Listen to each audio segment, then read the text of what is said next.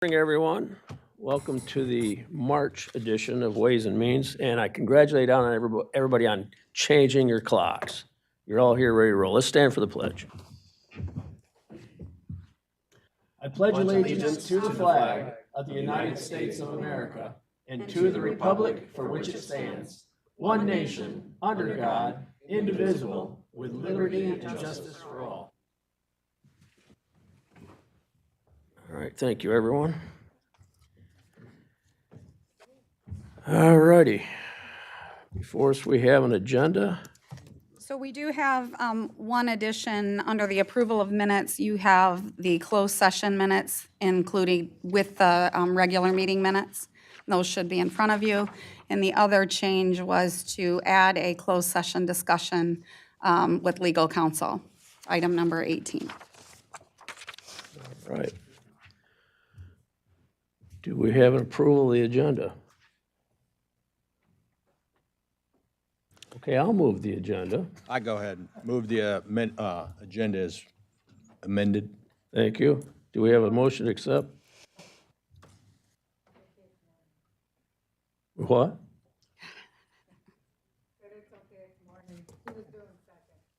Oh, okay. All right, so it's moved and seconded. All those in favor say aye. Aye. Any opposition? All right, moving forward. Like Connie told us, we have two meetings worth of minutes to approve. What's your pleasure? I move the minutes of February 14th. Both sessions Yes. together? All right. They've been moved and supported. Any discussion? All those in favor say aye. Aye. Any opposition? All right, very good. Thank you very much. Moving forward, this morning we have State Representative Gina Johnson with us this morning, and she is here to take questions from us concerning state budget and how it concerns Eaton County in particular. And if you want to expound on that, Gina, take it away. Thank you for being here. Chairman. Good to be with you again. It's always good to be with my Eaton County part of the big district spread across part of Michigan. Revenue sharing is a topic that many bipartisan, there's much support, bipartisan support for increasing it to go to the local areas. That has been a part of the discussion. It is a part of the discussion, and it will be continuously a part of the discussion. We're in the early stages of the budget discussion, but what has been proposed so far in the budget and has been passed at least by the House, we're waiting for the Senate to concur with that, guaranteed schools K through 12 funding, and it actually was increased, the per pupil funding was increased to over $10,000. Corrections will be covered, Michigan State Police, mental health services and safety programs in schools, and veterans services and homes. That was just to kind of get the big things out of the way and say we guarantee these essential services will be covered.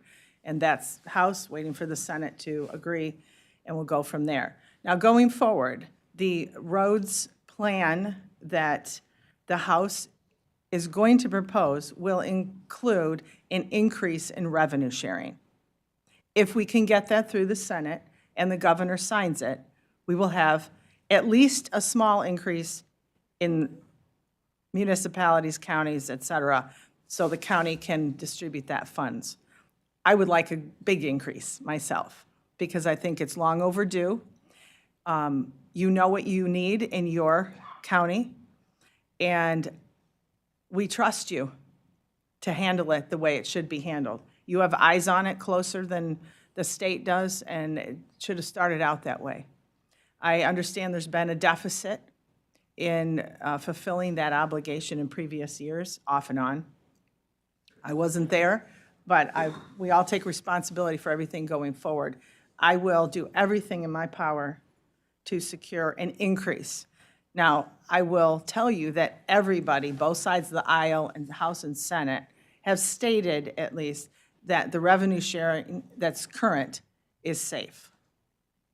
So I would be happy to take any questions. Well, so by safe, you mean it's not, won't be reduced? Right, in full, with bipartisan support, on time, at least the same. But I'm fighting for an increase, and everyone around me is fighting for an increase because we know it's the right thing to do. And you need it, and I think you should be trusted with that because you know what's going on in your own local area. Now, on February 13th, January 13th, there was a report that state of Michigan had a $1.1 billion surplus.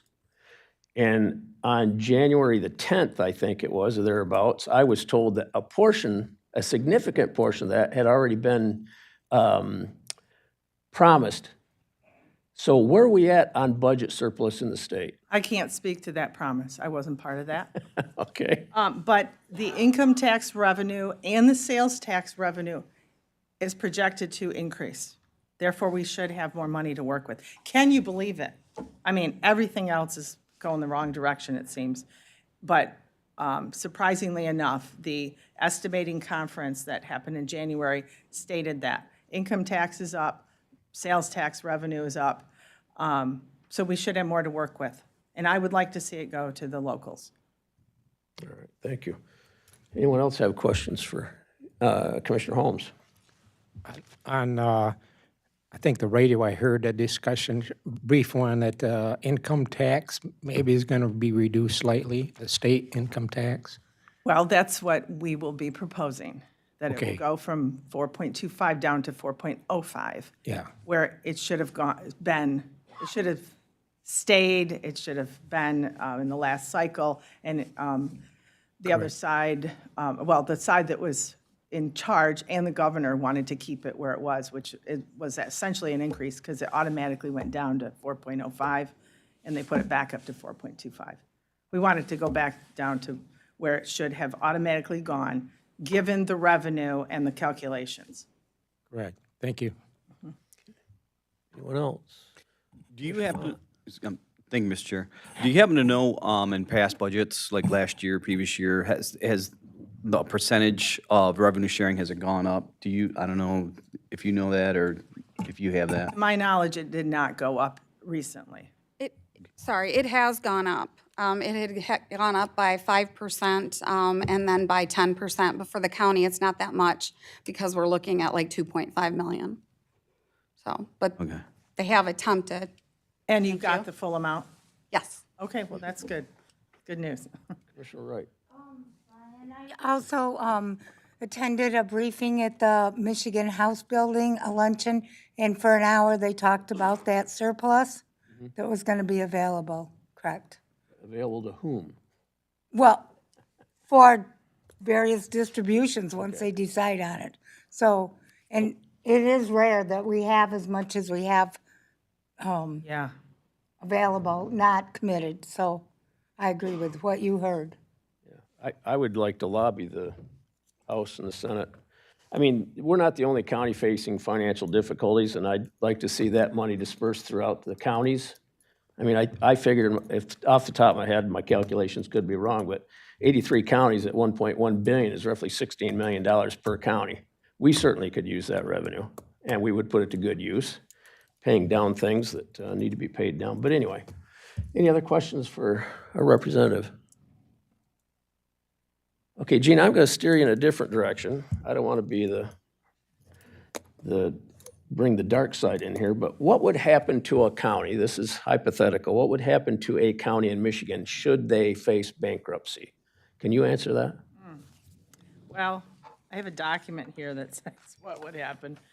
The state would intervene, and there would be a preliminary review, financial review team, determination of a financial emergency, and if the team finds that it truly is a crisis, the governor would declare a financial emergency, triggering corrective actions, and there would be options from there. Okay, so it would not be a fun ride. The city of Detroit went through it.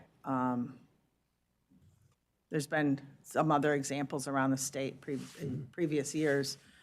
That's the most recent one I can think of, but it may not be all bad, but I really hope we're not facing that here. Where we need to make cuts, I encourage you to, look real carefully at your balance, your expenses and all the different departments that you oversee and see what's actually essential, what the budget that we proposed in the House, and again, waiting for Senate to concur, and it looks good, and then the governor to eventually sign off on, is we're looking at essential services first. Everything else has to come later. If we can fulfill essential services, safety, courts, your roads, your infrastructure, everything else, is on the table to consider a cut or a revision, and we can always bring things back later when we have more money. But with an income tax revenue surplus and a sales tax revenue surplus, we know there's no excuses for not covering the basics. So I would encourage you to do the same here. And I'm sure you have really smart people in this room and on staff that can help you figure that out. And all cuts sting for a time. It's tough. But we get back to the basics, at least the basics are covered. All right, thank you. Any other questions for? Chair. Oh, go ahead, Commissioner Murphy. I'm short, he overlooks me all the time. I think what we're talking about is an emergency financial manager, okay, which Detroit, Flint, Benton Harbor went through. Okay, and somebody is appointed to take over the finances of the county, the city, whatever. It's kind of an ugly experience, but this could be on our level of financial situations here about Plan D. It's when things get out of our control.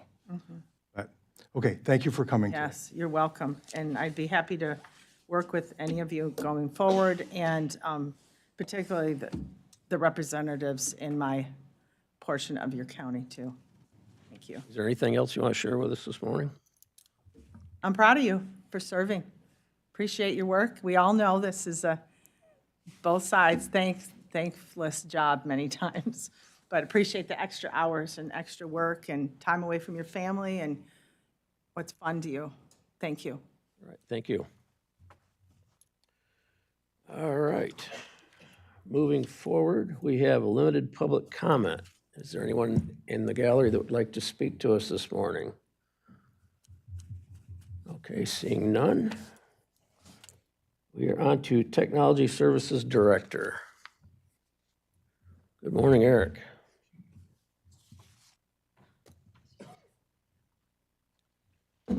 Good morning, everyone. I'll try to keep this brief this morning. Wanted to provide an update on our IT audit that we had through the state of Michigan. State of Michigan contracted through DuPont.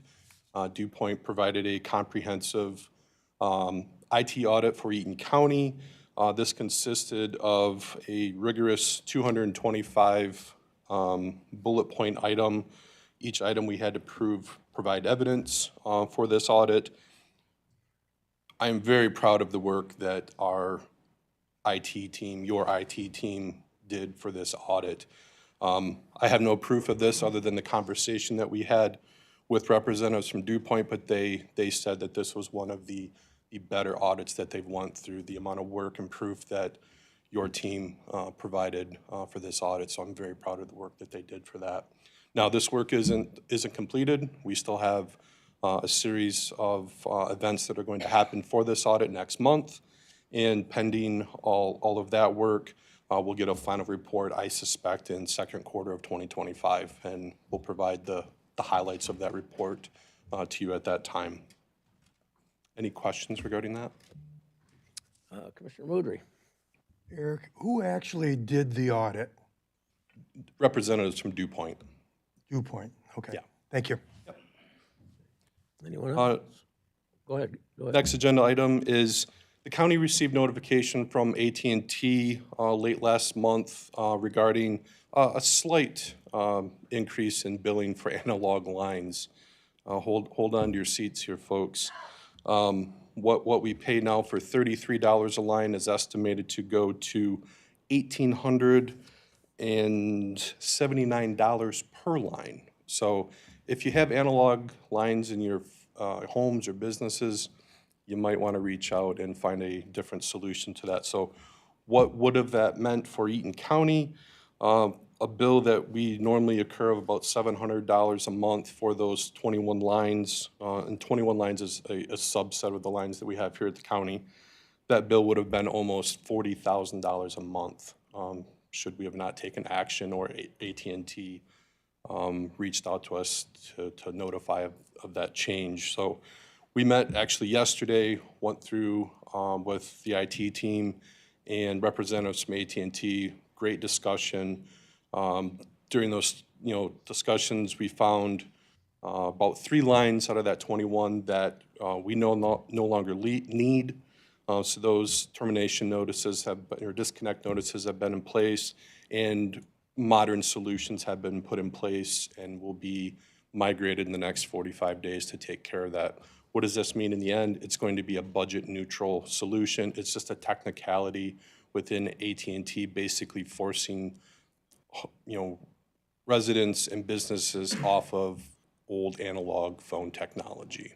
So that has been taken care of.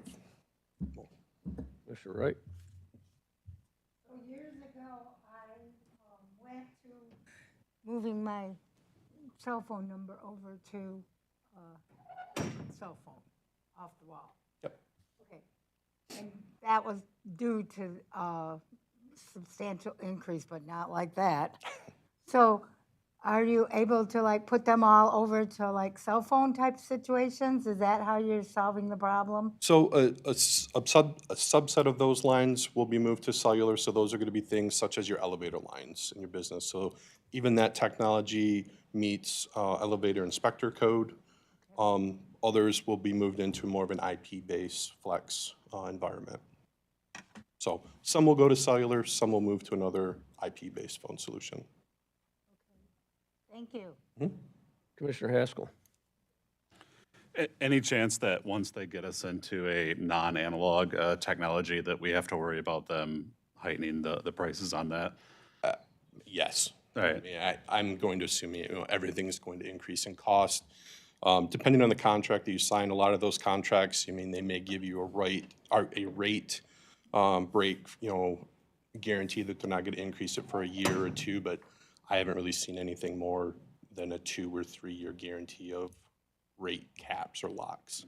Yeah, that's kind of what my fear was, that, with a lot of these service providers, you get like, oh, it's a deal, we're going to get locked in, you're going to be fine, and then as soon as that goes up, it's, another 100% increase or whatever, but. Yep, just like us, every business, consumer, they face inflationary, increases in their cost of doing operation, just as we do. So it's unrealistic to expect, that they wouldn't charge extra, just like we may have to charge extra for services. It's just a matter of time. Everything will see an increase in cost. And then I guess final question, if they do come back to us and have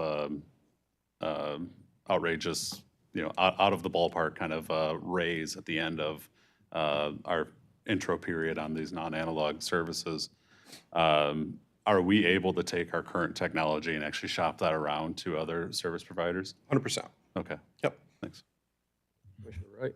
So we can go like we would at our personal, like to Verizon or T-Mobile or whatever, right? Yep, there's a lot of telco providers out there that we can shop around. And as we look at the next iteration of our internal county phone system, that's already in the works to start, shopping and seeing what the options are for other providers, if needed. Regardless, it's still healthy to shop and do price shopping in comparison, and we do that for all of our technologies now anyways.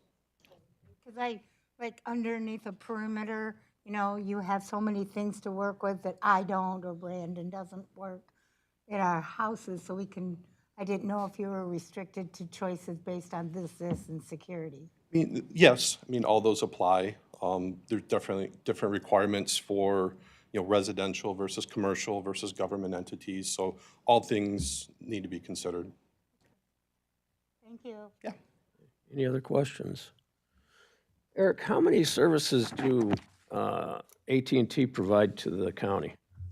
As far as a bank of phone numbers, No, do they also provide our internet connection? so AT&T is the main hub for your 911 phone service that comes into the county, as well as our primary phone lines here. Okay. But this increase won't affect the other services, only landline phone lines? Nope, completely different contracts. Interesting. All right, thank you. Anyone else? All right, thank you, Eric. What else do you have for us? Just an update on broadband. That is still a project that is still very alive and well within the state of Michigan. Actually talked to three representatives this week, them being 123.net, Comcast, and Surf Internet. They've actually submitted a official letter of, requested that we provide a letter of support. They are going to provide, or not provide,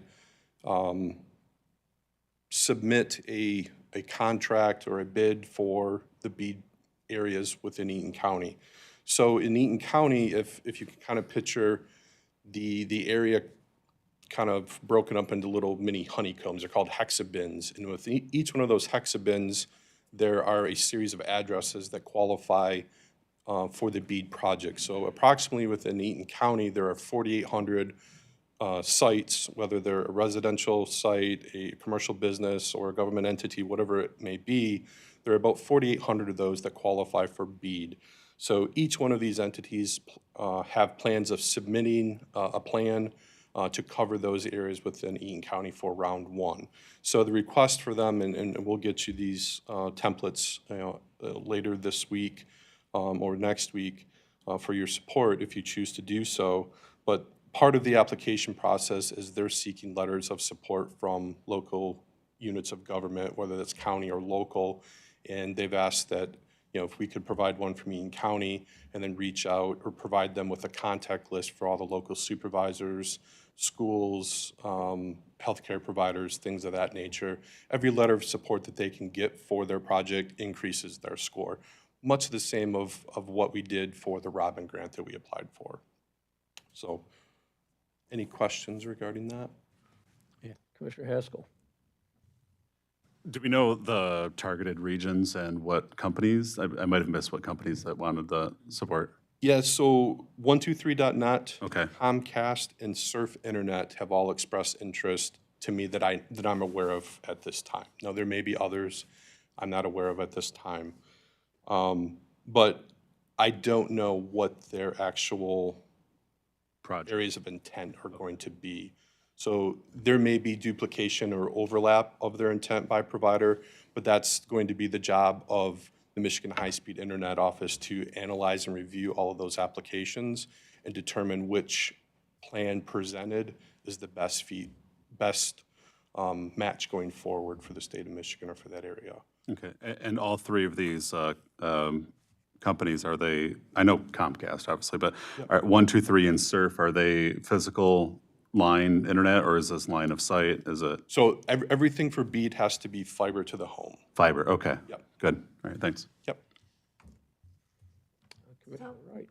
So Eric, are they, I've missed something. Is it targeting certain areas that don't have good access? Yeah, So we so, already have a map that we know what area. yep, so that work has been going on for the last year and a half, 2 years of, basically if, I don't remember the exact criteria, but I think it's 25 megabytes per second or lower is the criteria or threshold. If you don't meet that for your current service, then that site or address qualifies to have new technology put into that area. Because remember, we expanded down by all of that type area to the south before? Yep. Because they had such poor coverage. Yep, so everything that basically exceeds that threshold won't qualify, and there won't be a duplication of effort of federal dollars being put into those areas to basically increase the infrastructure in that area. This is only going to target those lesser or underserved areas as far as speed and bandwidth goes.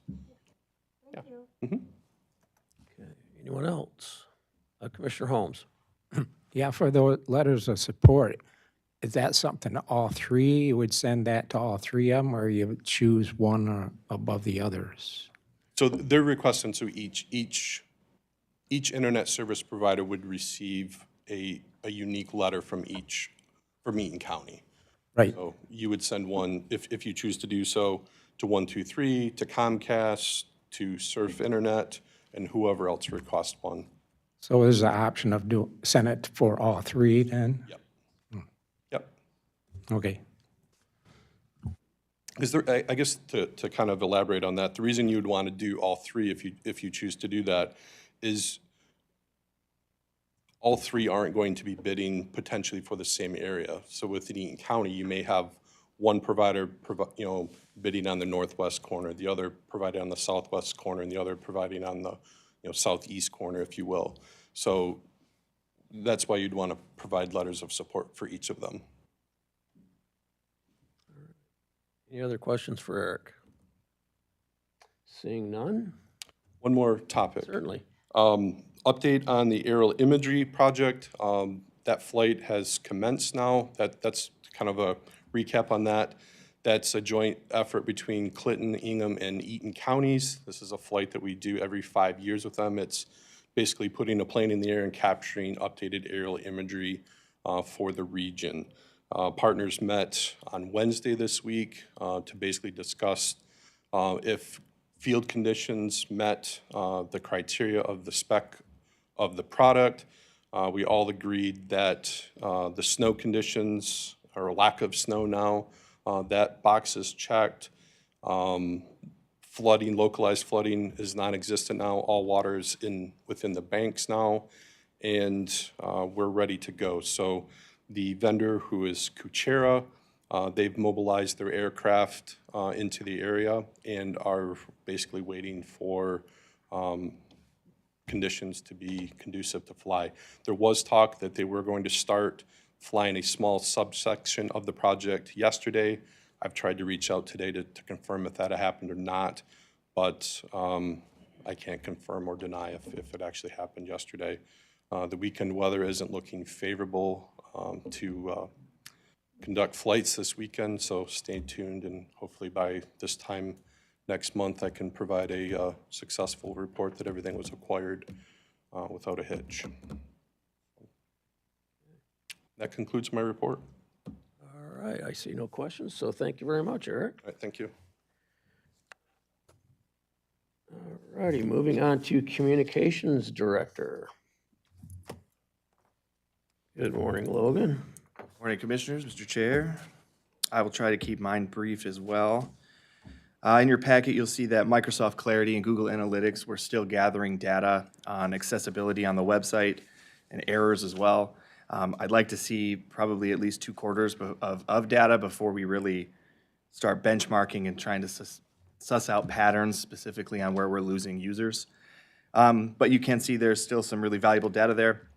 I've been working with departments one-on-one when we isolate errors, whether that's folks getting confused on their page, because again, this Microsoft Clarity will record user interaction with the content. It'll heat map stuff as well. You can see rage clicks, that kind of thing, like I talked about last month. And so we've been able to edit out certain errors, whether there's folks not understanding because of how things are laid out with syntax, et cetera, or if there's broken links, JavaScript errors where things aren't loading, that kind of thing. So it's been really good to see, but again, we want to keep accumulating this data before we can really suss out specific major changes. You know, the goal of this endeavor is to make our site more accessible. You know, when I started, it was not, and it still has a lot of work that could be done there.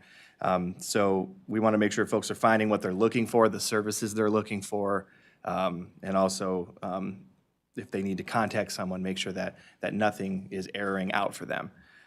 There's a couple of different metrics within Microsoft Clarity that I'm still working to fully understand. I'm not sure that it's actually reading it correctly. So stay tuned on that. But as we gain more data, the more we'll learn. Any questions on the website specifically? Okay, I don't see any. Social and traditional media engagement is steadily moving up, but that isn't necessarily because of some magical thing I'm doing.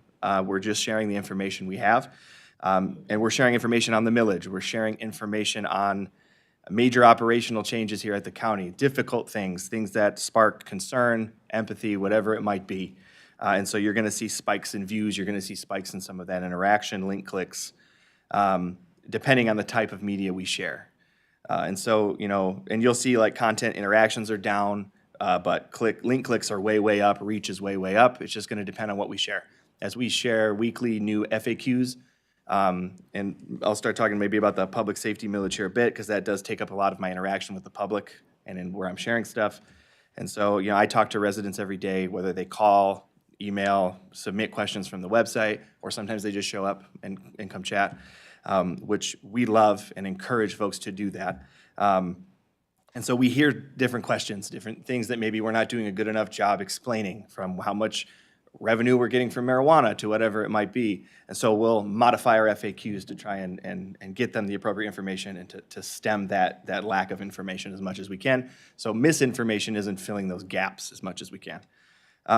But, you know, we can't be everywhere all the time. We're speaking at chamber meetings, Rotary, and other groups. The sheriff's hosting events, and we're interacting as much as we can, but the county doesn't have the resources to send out a mailer, to do anything like that, to get the information out. So we're doing the best we can. I encourage anybody here, if you need fact sheets, if you need flyers, if you need somebody to speak somewhere on informational stuff around the millage or anything else, reach out to me. I'm here to help. That's what we need to do. Any questions on that from social or just traditional media? It's been a pretty steady click of interactions and engagement. Will continue to spike, but you know, you're going to see that ebb and flow. I don't see any questions for you, but I have one. How much of your time is spent, do you think, on just fielding questions from, I mean, we see this report from the press here, and you give the topics. I understand the ebbs and flows as things happen, but Sure. on average, For with residents or with like media? with media, Media is actually, it's not as much as you'd think. I mean, I do field calls, but often it's stuff that isn't necessarily pertaining to me, or I need to gather more information. You know, I'm essentially the county's public information officer. And so when somebody reaches out about an incident with the sheriff's office or something like that, they'll come to me to try and get accurate information so that they can report it out. And again, that's so, you know, we're filling gaps with real accurate information and not misinformation or just guesses. But I'd say, you know, a couple days a week, I'll get some calls from reporters, and I've gotten pretty succinct at when they come in. I'll spend 10 minutes with them if they need an interview with me, but my time is very limited. So, but I would say, you know, it's hard for me to quantify, and it really would depend. I'd ask Connie or Ben how often am I dealing with press? I would say probably, depending on the week, but maybe 15% to 20% of your time would be my guess. Yep. And that includes helping other people. So like if someone's getting interviewed, he can help prep them and prepare them and, you know, be a liaison, because we don't want reporters just wandering around. So typically, you know, he'll escort them where they're going and make sure they get to interview who they're interviewing. So Yeah, and I would say the involved process. the other thing too is, especially with the sheriff's office, which is often, you know, of course, that there's a lot of media that wants to talk to the sheriff's office. They're short-staffed. They're working their butts off. And so anything I can do to liaison between that to make their burden a little less, I will try to do. thank you. Any other questions? All right, thank you, Logan. Oh, Yeah. Jane? Is there, so if you're the communications officer, is there a protocol or any kind of policy about who talks to the media? We have sort of a blanket policy that wasn't like an officially adopted policy. When I started here, it was kind of the Wild West. But also the press wasn't necessarily, other than the sheriff's office, paying that much attention to us in general. But actually, and I believe I was talking to Chair DeRocha about this, is actually getting an official policy. At this point, it's a handshake policy where the sheriff's office or anybody else calls me, or the media knows to liaison with me, and so that's pretty much all that is. So like if someone called me up about my opinion on something that's going on, should I just talk to them or should I call you or what? Well, as elected officials, yeah, do whatever you want. If you have questions or need further information, call me, of course. But elected officials, yeah, there's no policy in place for me to stymie that interaction. But of course, if anybody, press is calling you, and often, if there's an incident or something where it's, you guys maybe aren't fully briefed, or it's with the sheriff's office, you'll sometimes get a press release from me in your email, and it'll say, feel free to direct any inquiries to me, so that you're not getting inundated with questions you don't have answers for. Any other questions? I'd just like to expound on what she said, what Commissioner Whitaker said. I mean, we're looking, because we have you, because we want you to bring consistency and integrity to the message that we give to the public. And that was lacking before. And it's nothing to do with the commissioners in particular, but it's better if we can get all the facts together in one place, and then you direct people to that, so that when it's presented to the public, there's going to be wild accusations regardless. I've seen that. But we hope to minimize those, or at least be able to knock them down before they get way out of hand. So thank you for the work you do, Logan. I really appreciate it. I have one other Certainly. topic quick. Most of my time the last couple of weeks here has been spent preparing applications for congressional discretionary funding, trying to get some of our infrastructure projects earmarked with the state and federal government. And I just want to give a huge shout out first to Claudine for dealing with my mad writing and ramblings and help making it coherent for the applications to actually get submitted, as well as a whole bunch of departments from Eric Daly at Tech and Chad Facilities, Chief Judge Cunningham for taking the time, writing letters of support on 4 different applications we're doing with the state, and a bunch of others with federal as these deadlines begin to really hit. We submitted a couple last night, and right after my report, we'll submit 2 more. But really, the 4 main projects I wanted to touch on that we're trying to get some funding for and why, that I kind of wanted to touch on, is, in 2018, we did an ADA compliance audit at the courthouse. It wasn't great, but it was also written right in there that, well, the county doesn't have the resources to really address that, and the county's taken strides to do it, but I'm hoping to maybe get some state or federal earmarked dollars to help us do that, whether that's handicap button access to public doors, monitoring on our website to actually find accessibility errors where it actually monitors it and flags it to us. Other than, because right now it's really just Liz and I from Tech Services, kind of, and shout out to Liz, as I always do, trying to identify these manually as much as we can. From repaving walkways, little things like that, trying to get some of that funding there. Security improvements, from security tint on some windows to a proprietary single camera system rather than the 3 ones we use, upping the amount of cameras we actually have so there's no blind spots, things like that. And those 2 applications, they have a list of prioritized major projects with random funding. Penetration testing for our servers for cybersecurity is another one, different things. And again, huge shout out to all the department heads that worked with me, dealt with late night emails and very, very short truncated deadlines with me scrambling and texting and calling and showing up at their offices. Huge shout out. Another thing is a battery backup. This is another application we're doing for the courthouse that would tie into our solar array. So if we lose power in a severe weather event or something like that, we don't actually lose power. We can continue to operate. And that would tie right into the solar array. Now, again, any of these that I'm listing, it does not mean we're going to get even a little bit of funding for them, but we aren't going to know unless we try. And then lastly, also running power into Crandall Park. And part of the reason we're doing projects like that and asking for funding for something like that is, especially with the federal, you have to choose a subcommittee, an account within that subcommittee. It has to check certain boxes. We don't have funding to do any local matches or anything like that, so we have to find stuff that we can apply for that will just be earmarked money for us to utilize for infrastructure. And so we're able to kind of identify subcommittees and accounts within subcommittees by calling staff from these offices and trying to suss out what we can apply for and where, and what would be the biggest bang for our buck. So those are kind of the 4 major projects. There's other ones that are kind of splicing out of that depending on that subcommittee structure that I talked about. But we're hopeful that, some of these infrastructure projects that the county's been deferring, before one of those things fails and we don't have the money to fix it, we can maybe get some earmarked dollars to address that. Whether that's the elevator, whether that's walkways, whatever it might be. Any more questions? All right, well, thank you, Logan, appreciate it. Thank you. All right, Human Resources Director. Good morning. Morning, Ben. Well, as I get started, I'll just say, as I was prepping my report today, I did the cardinal rule mistake of not saving my document and closed it. So I'm going to be probably a little less polished than normal, but hopefully I'll also be brief, so it'll be a win for everybody. General overview, we filled 9 positions this month. We have 14 positions posted, 6 are ongoing recs within the sheriff's office, youth facility. We posted Parks and Recreation seasonal, which is a little earlier than normal, but part of that is strategic because we want to create seasonal work teams that can do some of the demolition work within the park system so that we can save money by doing it in-house instead of having to subcontract that out. So that's part of a bigger discussion that's going on within the parks group.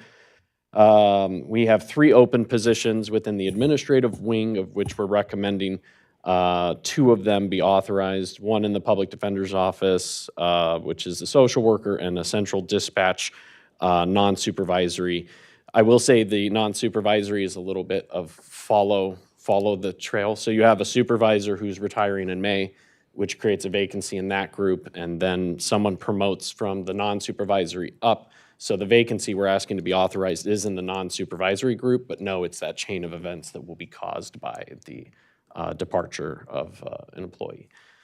I've got updates just generally, trial courts. Well, let me say this.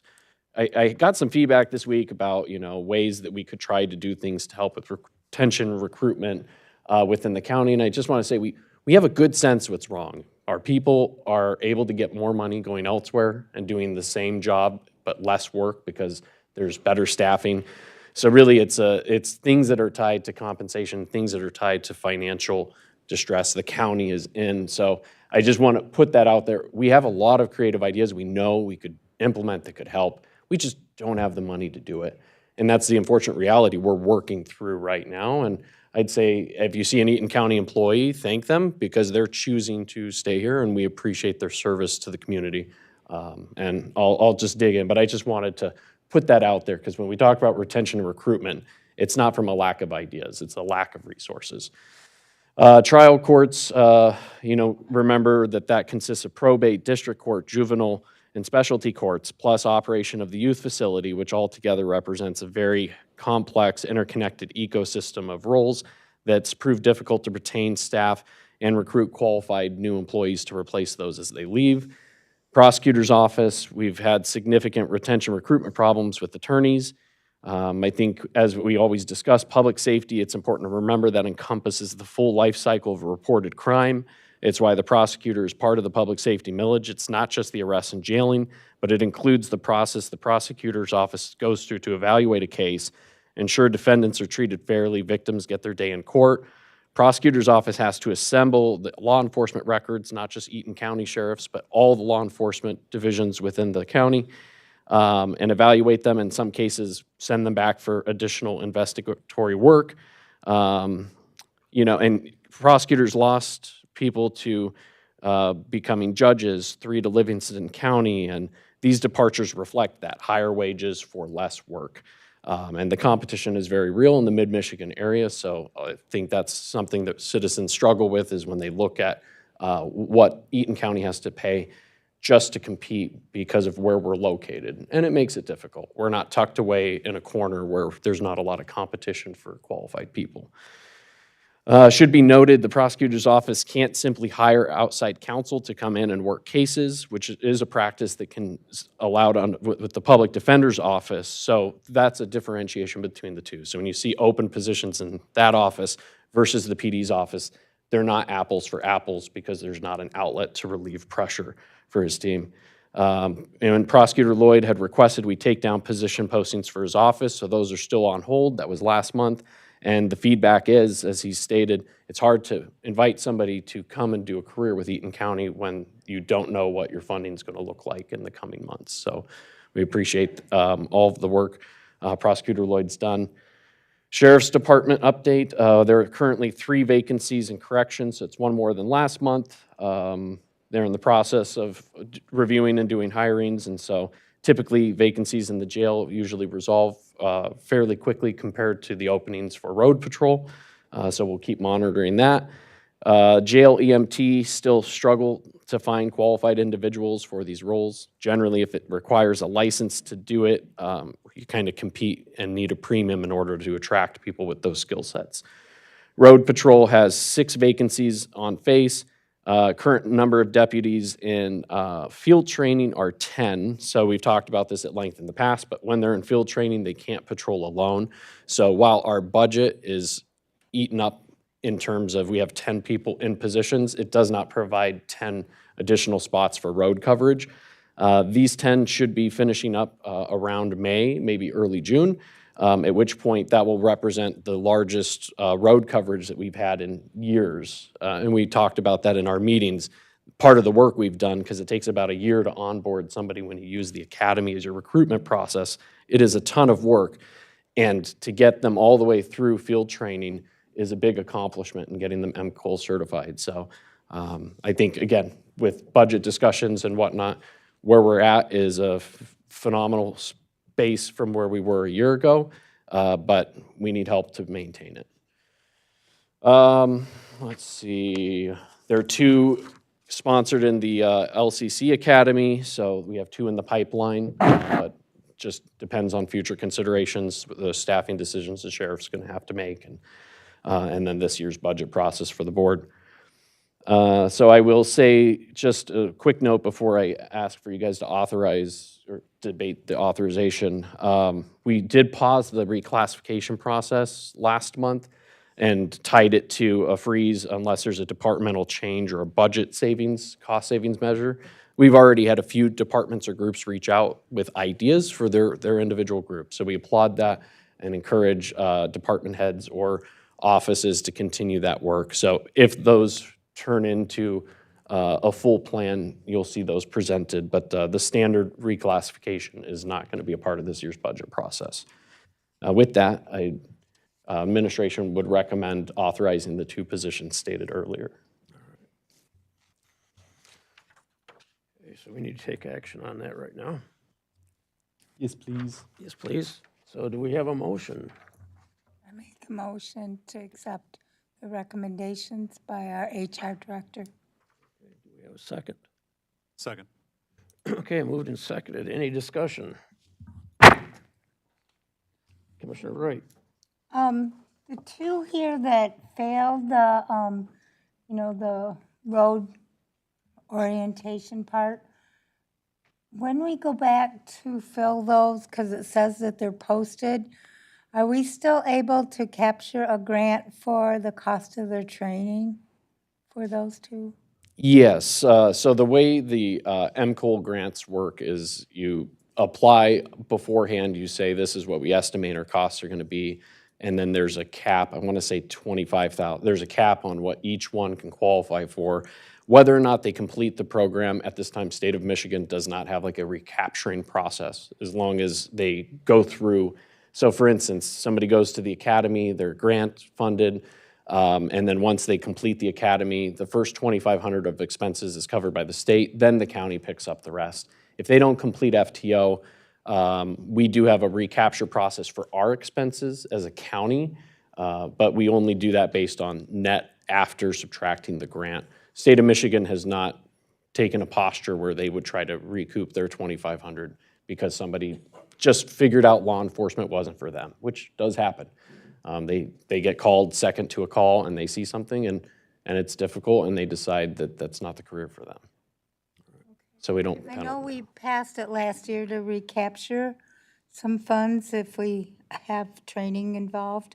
Yep. But I just didn't know if the money that was actually sending them to LCC was still available. I mean, the people, yes, that are in the process that I can see here in the blue.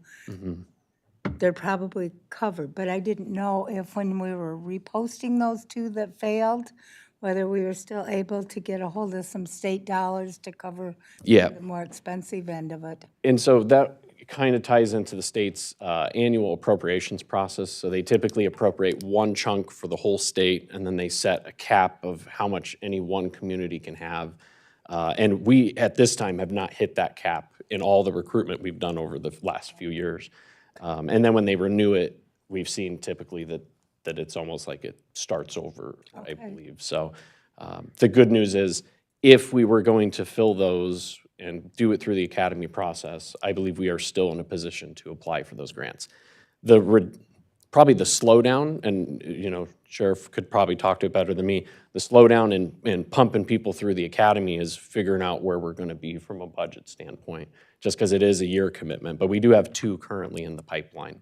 But I know that's something that the Sheriff's Office is considering. Okay, thank you. Yep. Other questions? Sheriff, would you like an opportunity to address that?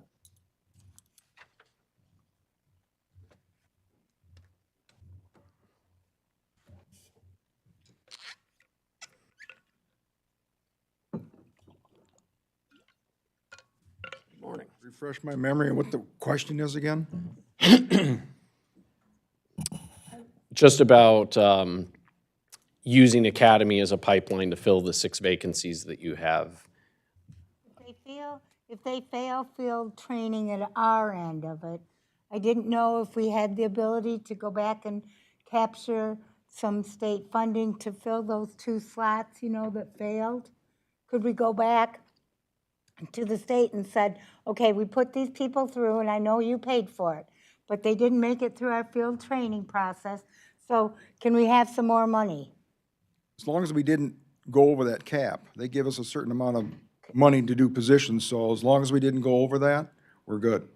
Okay, so that's what Ben was trying to explain to me about the state allocation. Yeah, Thank you. we're good with that, and as Ben said, we're not near close to that cap yet.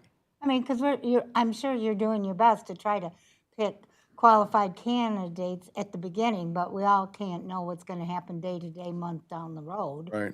There's a process on when we do the recruitment to get the right people into that job, so yeah, we go above and beyond what a lot of departments don't. So we're very strict on the candidates we pick.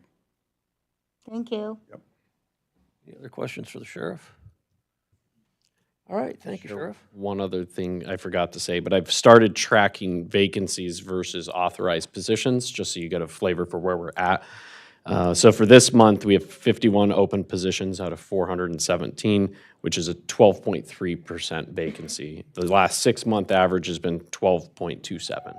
So because a lot of people are not filling positions, we've been running about 13% vacancy over the last 6 months. Okay, anything else? Not for this one, but next item. Oh, yeah. We got to vote. Oh, yes. That'd be We helpful. have a motion on the floor, you're right. Okay, any other discussion on the motion? Okay, all those in favor? Aye. Any opposition? All right, motion is passed.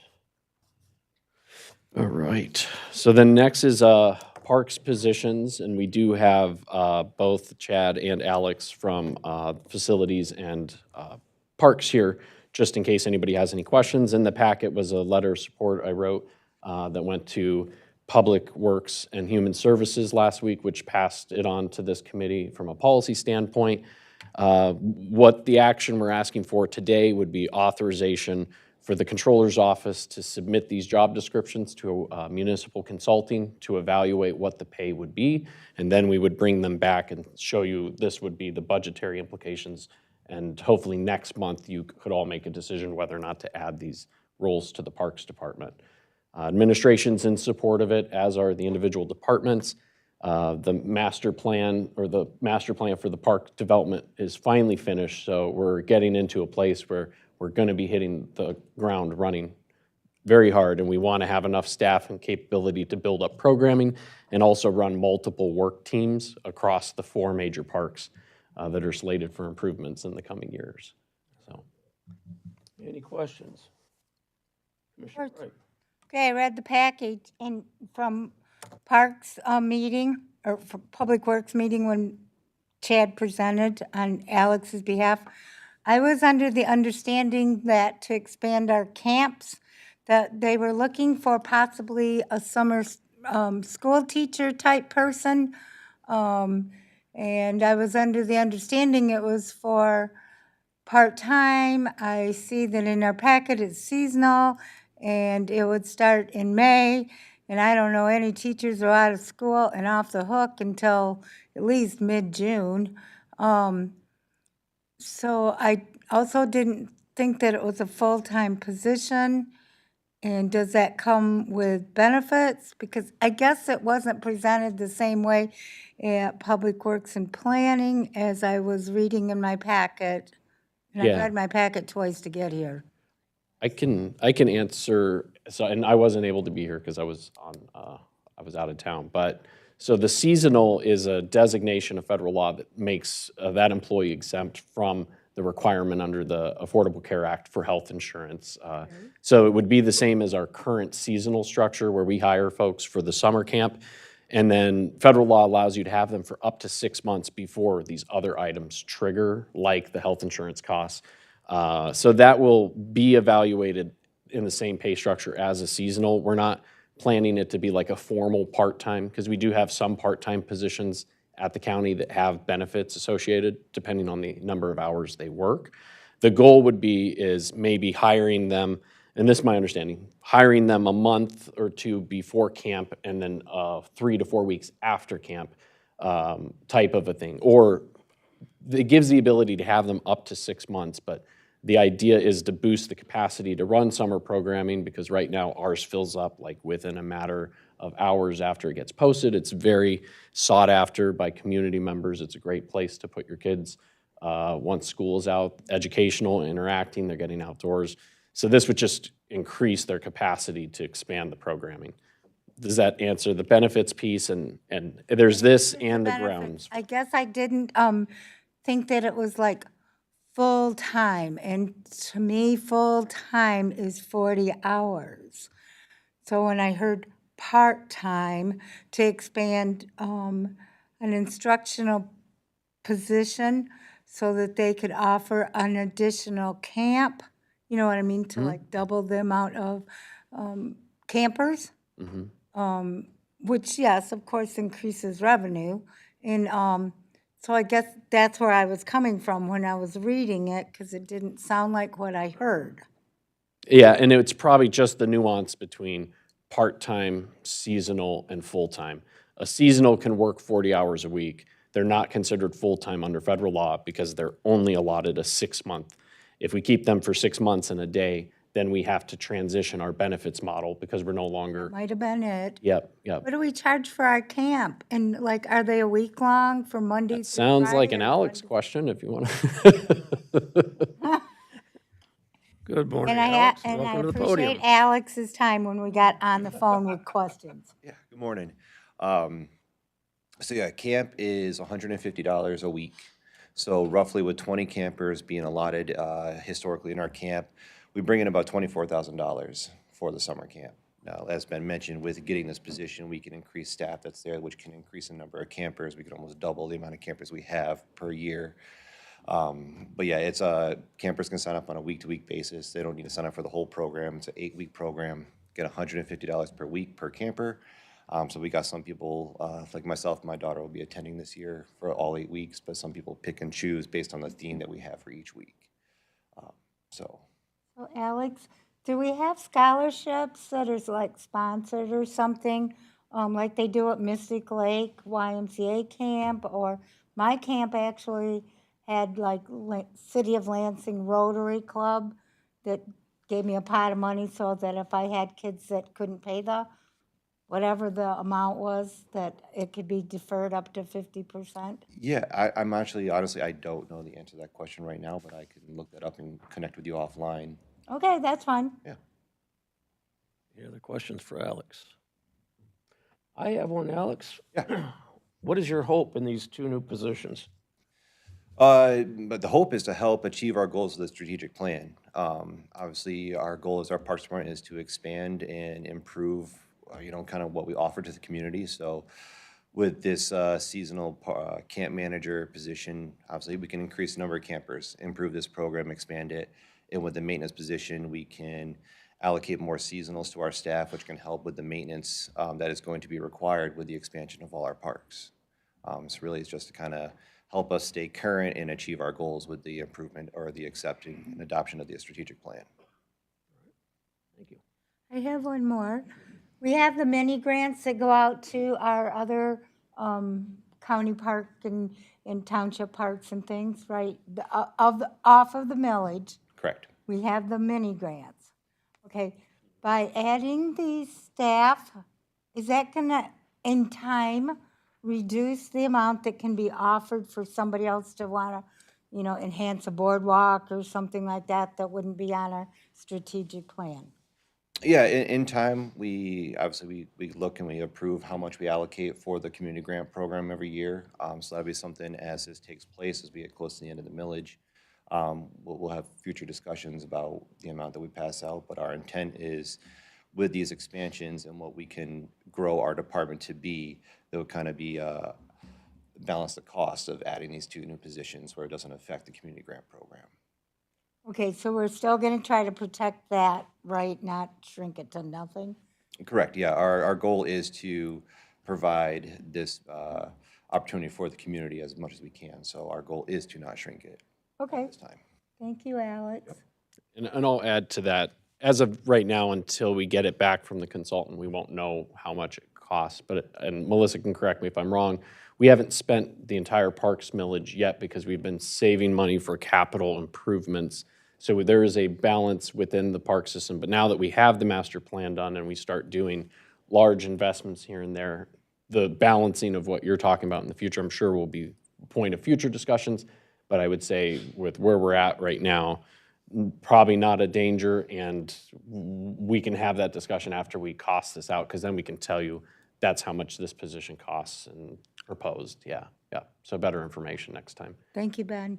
Commissioner Haskell. I just want to reinforce something that Ben just said and has been mentioned a couple times already, but just be exclusively clear on this. These are positions funded by the Parks millage, not out of the general fund or anything else. So anyone watching, there's so many times that we have people come in and say, well, why don't you just cut this position? Well, that's a different funding source. This is not part of the greater budget discussion. Correct. Yep. Yes, thank you, Commissioner Haskell. Anyone else? Here he is. Here's the time. One question, this is kind of on a much different topic, but still parks. Where are we at on Crandall Park? I see they're clearing out the drain ditch along Flanders Road. In what regards to Crandall Park? Well, when are we going to start putting shovels to the ground? So the first thing, and we'll talk more next week at our Parks Commission meeting, but we need to do a wetland delineation evaluation of the proposed site for the new driveway and entrance, because that is in a spot that could be a low-lying area in a possible floodplain. So that is something I've been working with Chad on. We need to get that established first so we can move forth with the construction bids on whether or not that is the ideal spot and a possible spot for the main driveway and parking lot. So I will tell everyone, if you haven't driven down Flanders Road, be careful because they're out there digging, but it's a much different view looking to the east now. Yeah. And what you can see of Crandall Park from Flanders, so a lot of trees out of the way. All right, thank you, Alex. So we would be, if request authorization to take these job descriptions to municipal consulting for evaluation at the cost of approximately $600 each. Okay, and that's our motion. So do we have anyone who wants to move that? I'll move it. Moved and supported, all right. Any other discussion? All right, all those in favor? Aye. Any opposition? Okay, that motion is carried. Thank you. All right, next is Earned Sick Leave Time Act, this old chestnut. So we approved a policy revision last month, and then it went to the full board, was approved. It included a caveat to allow us to revert it back to 2022 policy if it was modified by the legislature. That did occur Thursday at like midnight, and it was signed Friday by the governor, which was the day it implemented. So I'll briefly just mention what changed about it, but what you're looking at is the interim policy that's been in place since we modified it. And I've just looked for a motion of moving it to the full board so we can go through it there as well.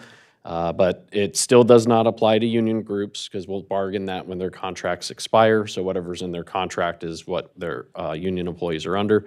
For all non-union, sick leave changes attached went into effect. It did give kind of a 30-day grace period to get the signage up, and I'd say we're pretty far ahead. We're working on the final pieces now, this being one of them.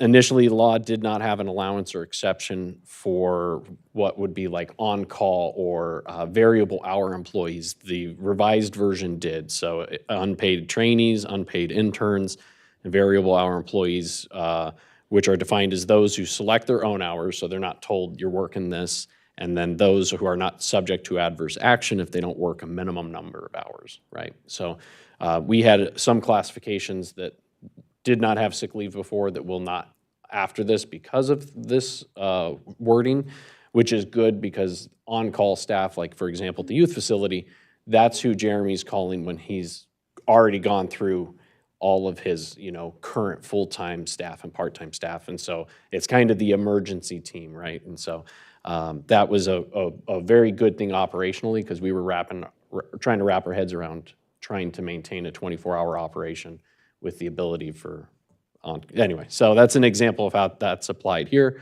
We've done an analysis of all positions and whether they would fall under the minimum accrual schedule, which Melissa implemented, and we still need to go through and add to profiles, but we've got the framework built for us. The next was, there was a provision in there that would allow employees to sue in civil court up to 3 years after an alleged violation. That got stripped out, and it was a significant departure from normal labor law because it allowed you to go for punitive damages, not just what was like lost wages. So it was a significant deviation from labor law in the United States. So that got taken out. You can still file complaints through the administrative rules process, and that's included in the policy. But those were two big changes that were good for us because we already have a very generous leave policy system in place. And the other piece was employees have to provide notice according to our written policy. So before it was kind of ambiguous about whether or not people could just ghost their employers. People cannot. You still have to report your time to your employers. And so we communicated that out to the directors so they would be aware once we put this interim policy in place. But it's business as usual because, again, we had a good structure in place. For smaller employers, they have until October to implement. I can't remember the number, I think it's 15 or more. Anyway, it doesn't apply to us, but some employers in the state will have until October, but we don't. And we're good. Okay, so we have a motion on the, well, we have a motion, or resolution rather. We have a motion to accept. Support. Okay, moved. Okay, moved and supported. All right, any further discussion? And this is just to move it on to the full commission. You gonna say something, Jim? Okay. All right, seeing no discussion, all those in favor say aye. Aye. Any opposition? All right, it's been moved. Excellent. And we're still working on a comprehensive personnel policy, but we have been swamped of late. But that is still in the works, and yep. And you'll hear from me later on in the agenda, but until then. All right, thank you, Ben. All right, on to item number 10, Finance Director. Melissa, good morning. Good morning. So I am going to start my reports off today with the audit report, or an update on that. Our 23-24 audit is wrapping up. They are working on final drafts right now. We have received our draft copies. We are currently reviewing these in detail to make sure that there's no errors or anything egregious that is incorrect. We did not receive any findings this year, which, thank goodness. It's a huge relief for me. That is still subject to change as we do not have finals, but the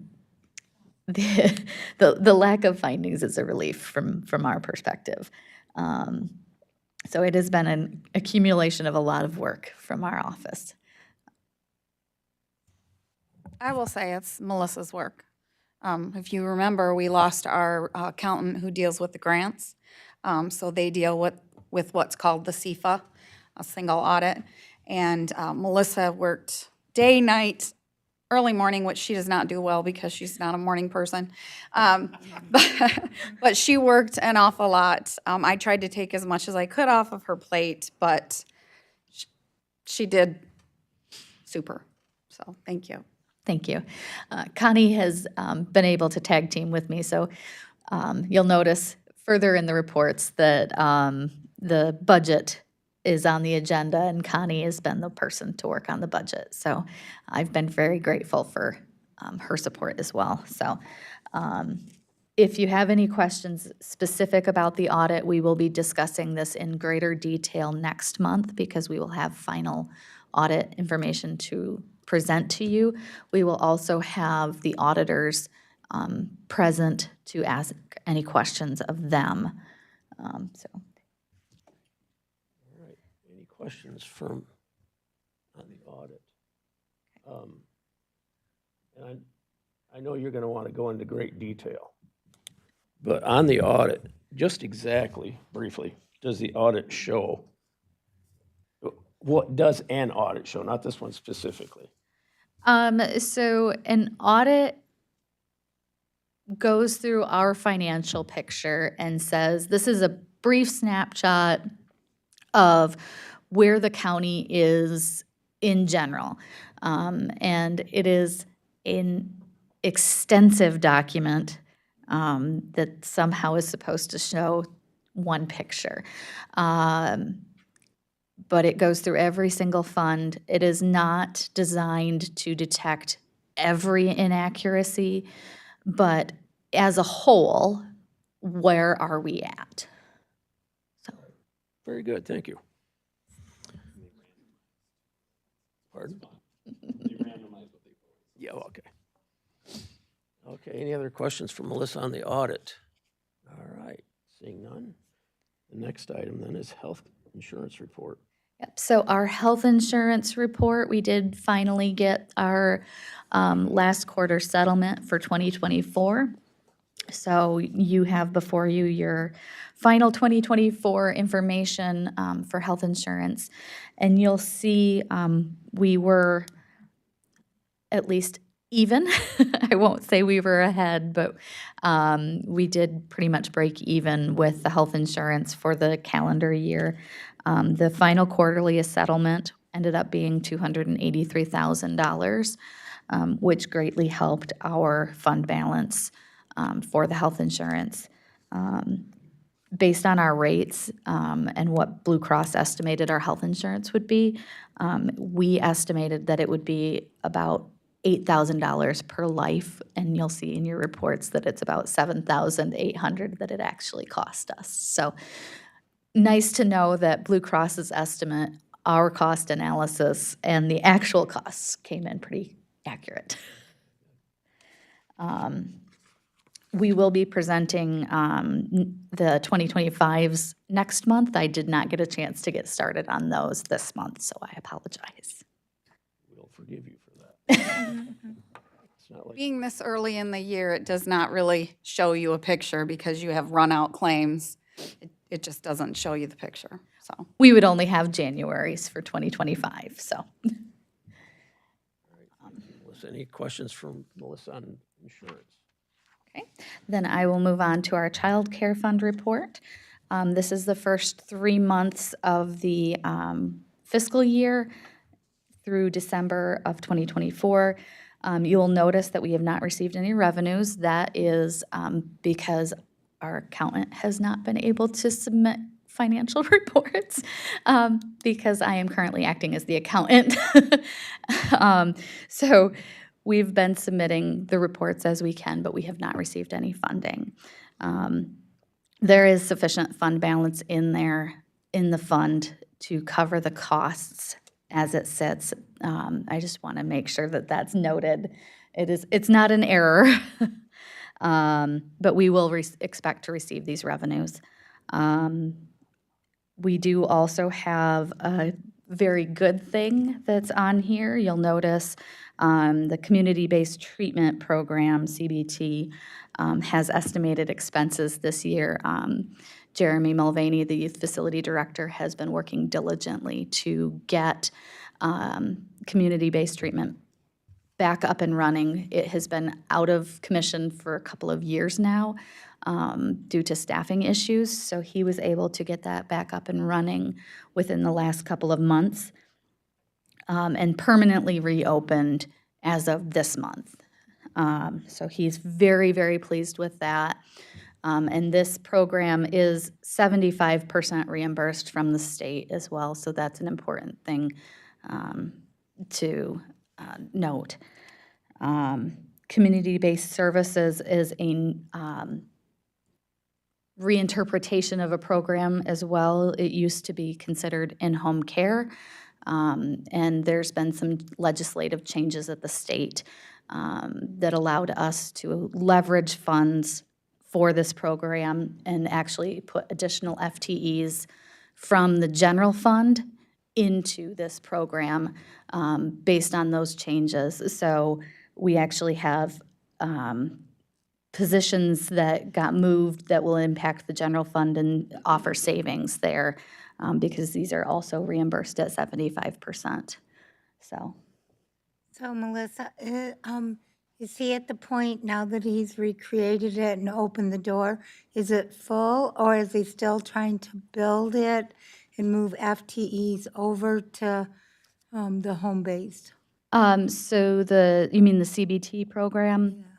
I believe that he has, the full-time equivalents, the full-time employees, he has been able to move fully staffed, but they will always have on-call positions that are needed to fill the hours as well, so. Do you know how many, when we actually operated it before, how many of the youth were in that versus how many youth Jeremy's trying to bring the program back up to?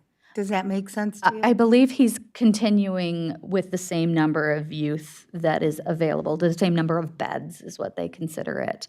And I believe, and Amy Etzel can correct me if I'm wrong, I believe it's 6 beds that they have available. But it's a very targeted program. Okay. Thank you. On the one page that I have pulled up right here, the number of days that they count Okay. for each program. Any other questions for Melissa? Thanks. All right, thank you, Melissa. And the last but not least is the financial report. This is just for the general fund. This is consistent with what was presented last month and also consistent with what was done with what we've experienced for costs and for revenues over the last couple of years. I will note that we did have approximately $700,000 more in expenses for departments like judicial, general government, and public safety. This is because we actually had one additional pay period during this time frame than we did last year. So next month it will equalize. That's your prediction or that's your hope? That's my hope. Thank you. Any other questions for Melissa on the financial report? And that concludes all of my reports, and I've got an item E here. Mr. Dawson is actually going to take that on. All right, so for this particular item, I'm going to try and be brief, but it's just the discussion about changes at the federal level and how they could impact at the county level, especially going into a budget cycle. So I'd say there's considerable litigation ongoing in this administrative memo, which I believe was penned on, like the 14th of February.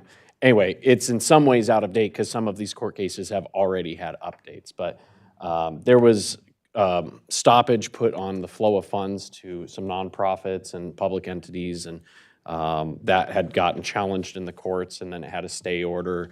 And so then some people were reporting they were getting money, and others were reporting they weren't.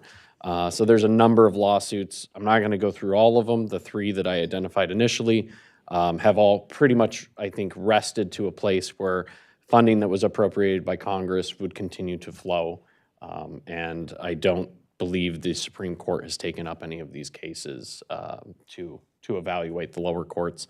All that to say, I think for this budget cycle, that's essentially the message we wanted to leave you all with, is for this budget cycle, know that I think we're good. But anybody in any department that has money that's tied up in agencies that historically have been a very consistent flow of cash from the federal level, you should keep an eye on it just to be aware if you're going to have any shutterings come from it, so that we can get it before the board, because you all would have to come up with strategies for it, including it may just be a cash flow thing. If the payment is 6 months later, we have to figure out how to supplement it in the meantime.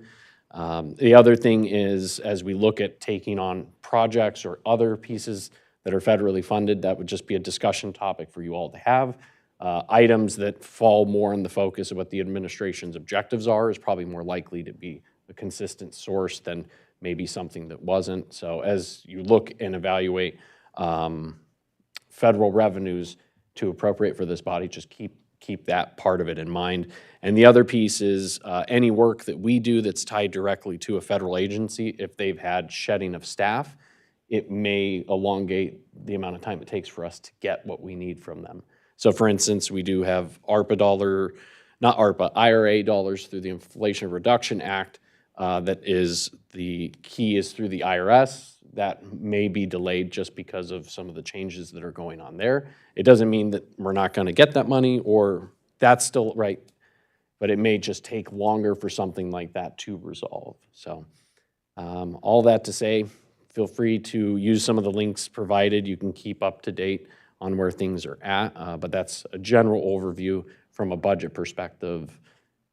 And I welcome questions, but I also acknowledge that I am not a federal lobbyist, so I do have limited expertise here. Yep. Okay. Commissioner Haskell. Yeah, Ben, one, I guess, service that I would be interested to have the county keep a extra special eye on would be veteran services, especially with some of the cuts at the VA. So if anything kind of pops up with that, and then we can be proactive with our representatives at the feds, let me know. I'd be very interested in helping. Yeah, I do know, I think there was a hearing, or a judge just ruled a reinstatement of a lot of federal employees, and VA was one of the agencies named, but is again subject to appeal and what have you. So, but yeah, I can definitely mark that down. And we have veteran services locally, and so yeah. I have Claudine come up and talk, since that's in her department. Morning. Good morning, Claudia. I can give you an update on the state affairs with in respect to financing. So MVAA, which Michigan Veterans Administration, strictly for the state, we have a grant that we get from them every year, and it pays a part-time staff. Our veterans person is full-time out of the general budget, but it pays for a part-time staff, some office equipment, supplies, things of that nature, and our emergency program that we have for our veterans. So veterans can come in and get a Meyer grocery card. They can get their dental paid for over at the dental clinic, and we can pay their VA copays if they've been to the VA hospital. That's all provided with state funding. This last year, we were allocated over $100,000 that we've allocated the programs, and they came back 6 months into the grant program and said that they recalculated it because they had some shortfalls. They guess at the amount of money that they give us. It's an estimate. They did not estimate correctly. So they went through 6 months in, recalculated it. Instead of 115,000, we're now getting 71 $50,000. And that's not just us, that's several communities. We typically don't go over $50,000 a year, so this is not going to impact our Eaton County services that we provide to veterans at all. But there are other communities that have large marketing campaigns, that have staff that they pay for out of that funding. So a lot of other counties are going to be impacted a lot, very negatively by this recalculation. And they're not calling it an error, they're calling it a recalculation. So anytime anybody says mistake or error, they're like, no, no, no, it's a recalculation. But point being, they didn't find the estimate was wrong until almost 6 months into the budget. So a lot of these counties have already used all their money. They've already paid for their events and their marketing, and they want to continue to pay for their staff for the rest of the year. So there are a lot of counties that are really struggling right now. The MVAA has said they will make them whole and that they will pay for it, but they can't spend any more money through this grant cycle. So that's just something that's going on here at the state level, along with what the feds are doing that are impacting veterans right now. Okay, follow-up, Chair Haskell. So with it being, we get the funds from the state, does the state work as like a pass-through for federal dollars, or does it come out of a complete? No, these are all state of Michigan general fund Okay. dollars. Okay. To good. my knowledge, none of it comes from the feds. And I will note too that we also have a fund called Soldiers and Sailors, which is what pays for burial fees and it pays for emergency needs. That is funded again by the county, so it's coming from general fund. There's a requirement to an extent that we need to provide that. But I will say, not to be harsh here, but I will tell you, when we're looking at cuts, that is a department. So when you see our Veterans Services Coordinator, that's on his mind and the part-time individual on a daily basis. So they're looking at that. That's general fund money. So just wanted to make sure that I mentioned that. Thank you. Thank you, Connie. And Claudine, I'm going to assume like any other grant, if you mentioned we don't spend over 50,000 typically, and it was a $71,000 grant, like any other grant, I'm assuming that $21,000 surplus goes back to the state. Well, we don't actually have all that money. They give us $50,000 up front, and then over that is reimbursable. Okay, So if we don't spend all 50, we give that back, and then the rest, we just wouldn't get it all. all right, thank you. Yep. All righty. Anything else on that? We're good to go, okay. Item number 11, public improvement. Good morning, Chad. Good morning, Mr. Chair and rest of the committee, commissioners here. Start with my update here. I've mentioned last month we were going through our third-party annual inspections for our buildings. With the amount of occupancy with both staff and public and buildings this size, we're required to have state inspections for our sprinkler systems, fire alarm systems, elevators, and boilers to make sure we're in compliance with and meet the needs of the occupancy levels of the buildings. We're finishing up boilers today, and all of the others have been completed and we've passed without issue. So that's good news. We're at the time of year, preventive maintenance is always on our radar for our maintenance staff, but this is a time of year where we're transitioning from winter to warmer weather. And again, with a building this size, we may need heat in the morning and then cooling in the afternoon because of the temperature swings. It's tough on our equipment, but as you can imagine, it's a little different than your house. But when we cool down at night from the temperatures, we need to keep the heat going. Then when all of our employees get here and turn their computers on and the heat load increases, even though it might not seem like a lot, that taxes our cooling system. So we're at that transition. We go through it in the spring and in the fall, obviously, each year, and we're at that time of year as we move forward and closer into April. Like today, it's supposed to get up near 70 this afternoon, and it was in the 40s this morning. So just something a little tidbit of information there. But and as we move into the warmer season, our roof maintenance, parking lot and concrete annual maintenance, have that on our radar, and we'll be engaging in that stuff as the weather allows. One of the projects on the horizon I've talked about a little bit is the evidence storage room expansion over in the sheriff's office. That'll be forthcoming. I've got proposals from engineers. There's some slight engineering we have to do to create the project.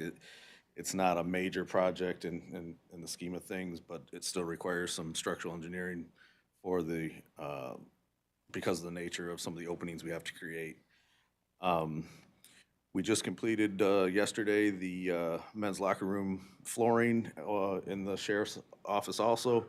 We had a flood, a pipe burst last a month or so ago, and there was carpet in there previously, and we were able to replace that with a better product that is not carpet. So if we have a wet problem again, that won't. It'll be a lot easier to clean up. In the same theme of at the sheriff's admin side of the office there, our custodial crew has taken on the cleaning of that space that was historically done by inmate workers. And I'm told by the folks over there that we have less inmate workers that are qualified to do that sort of work now, so they've gone away from that, and our custodial crews is able to jump in and take care of that. And then also, as Melissa pointed out, as more things come back online over at the youth facility and the expanded area, we've jumped in, and that's more. So big shout out to my custodial staff. I sit down with them and ask them to do more, and they're right there on board. So we have a great team there. And also, as Logan mentioned earlier, and I've been working closely with him and Claudine in the controller's office on the grant funding opportunities. And he kind of stole some of my thunder with all the projects that we're looking to get some supplemental funding for. But a lot of them land in my office, so I won't go through them all again. But I will say, shout out to them too. I think we found out about this 2 weeks ago, the guidelines of the grant opportunities, and so it's been a scramble to pull everything together and get it priced and estimated and be on the ball so they're ready to submit those. So I appreciate that significantly, so thank you guys. And with that is all I have. Is there any questions for me? Well, I don't see any, Chad. You covered everything well, I guess. I'd just like to make one note that the team that we have within my office, they're the ones responsible for working on this. Claudine and Logan shut themselves in a room yesterday to finalize. Ben and I normally would go through all of the documents, and we have not had the chance to do that. So I appreciate all the work that they did, but I want you to realize, sitting here as a board, that we have never done that before. So for the last 2 years, we've applied for this funding, and we have not done that in the past. So kudos to the work that they're doing. Thank you. All right, Chad, thank you. All right, thank you.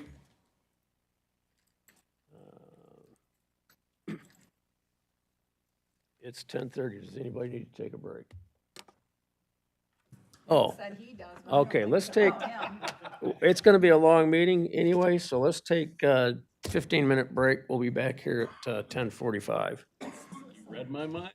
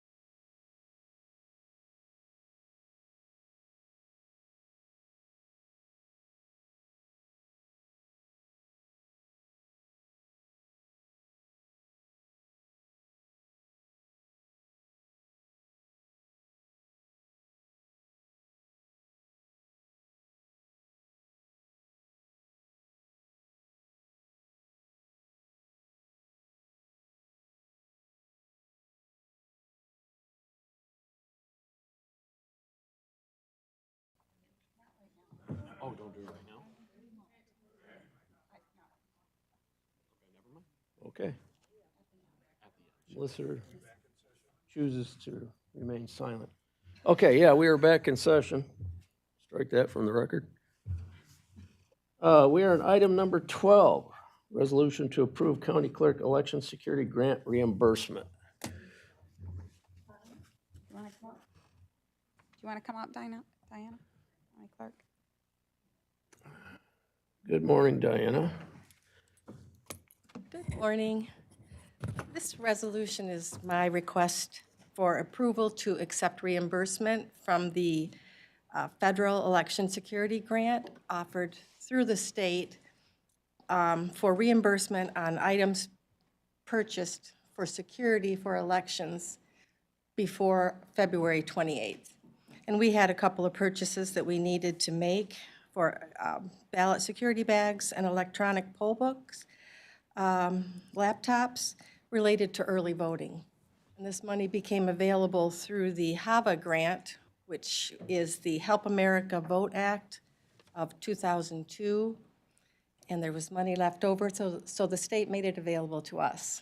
And so we had some qualifying purchases, so I'm just asking to allow me to accept that grant money to reimburse us for those. And it was $2,248.24. I'll go ahead and make that motion. Support. And support, okay, any discussion? So this, Diana, this will allow for 100% reimbursement of those costs? Yes, with no matching money. Very good, very good. That's always a good deal. Yeah. Okay, seeing no other questions, thank you, Diana. So we have a motion on the floor. All those in favor say aye. Aye. Any opposition? All right, thank you. Okay, item number 13, resolution to authorize application to DNR Trust Fund Acquisition Grant. Claudine's going to get up and talk to this one. Okay.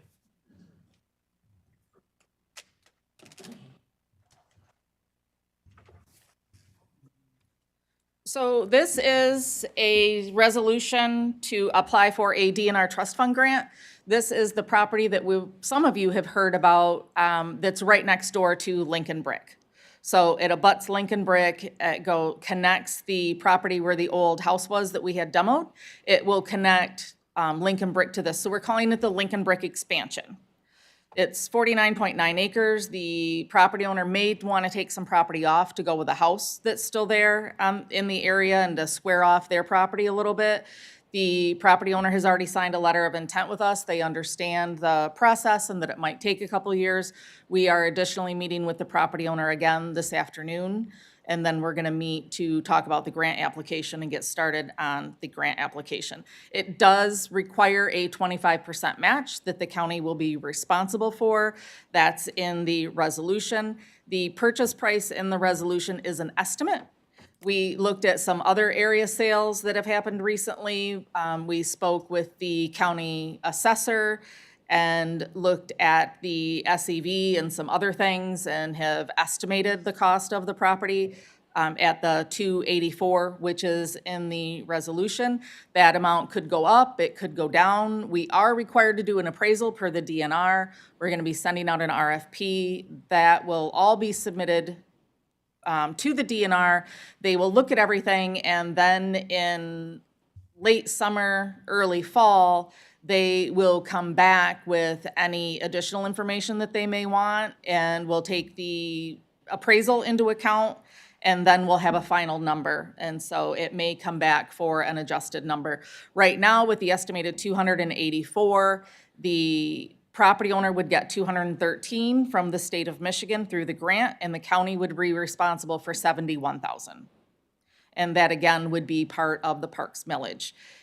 If you remember correctly, when we went for the parks millage a few years ago now, part of the reason to get the parks millage was for instances like this. It was to improve our parks, to expand our parks, to put the money back into the community. So this is one of the things that the parks millage was created for, was the acquisition of property that improves our parks and other enhancements to them.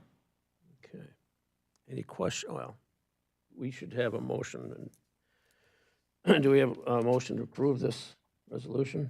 I make a motion that we Okay, and a second. Support? Okay, now, any comments? I saw hands go. Commissioner Moudry? Claudine, what type of property is this? Is this farmland? It's all Is this- farmland. It's all farmland, okay. It's being farmed right now? Yes, I Okay. believe Commissioner Whitaker said there's corn on it right now. She was just out there the area. Oh, okay. Okay, thank you.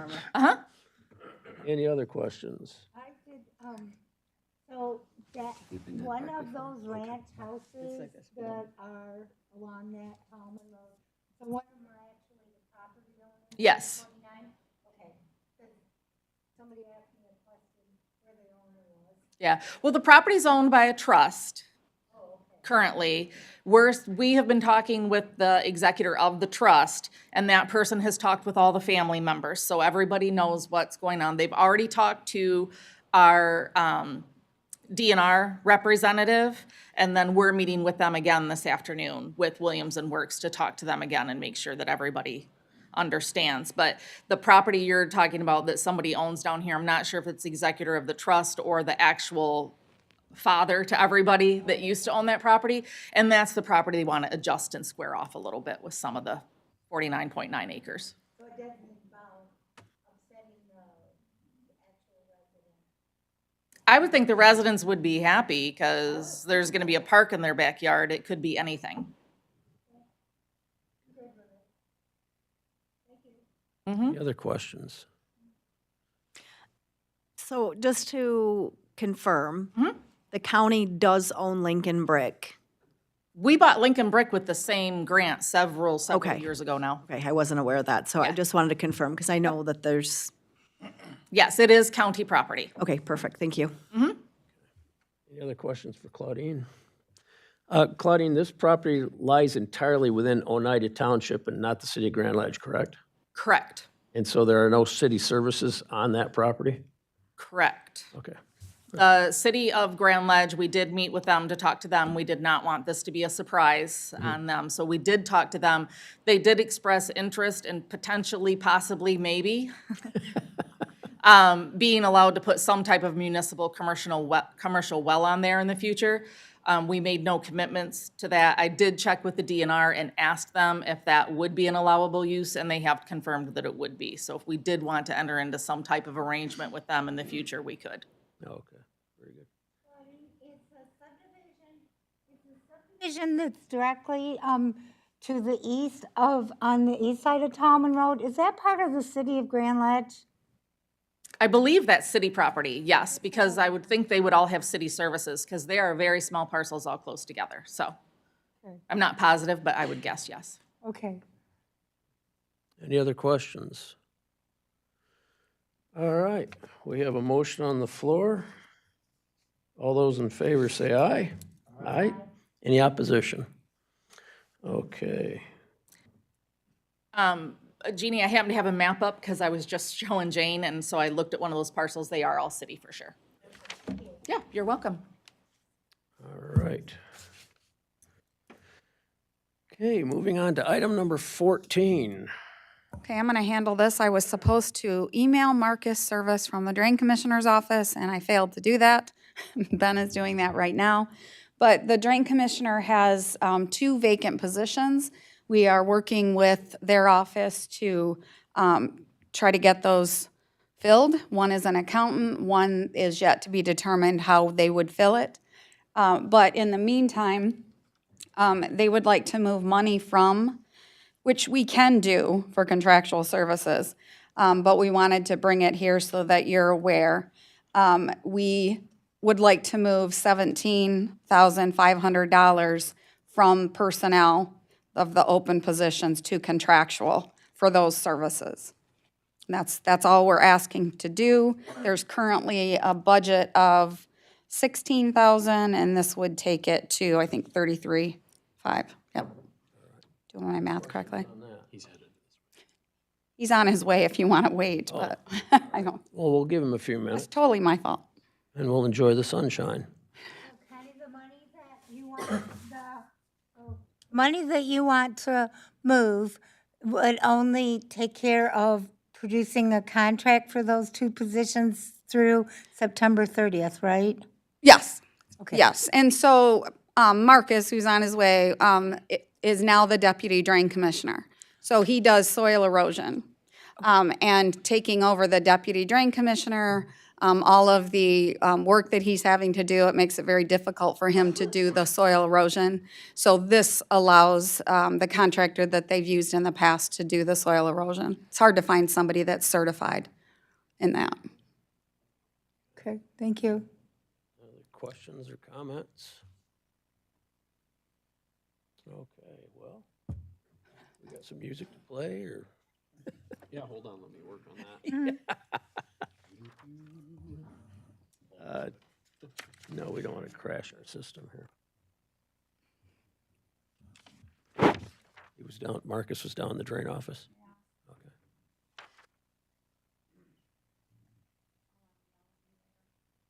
Okay.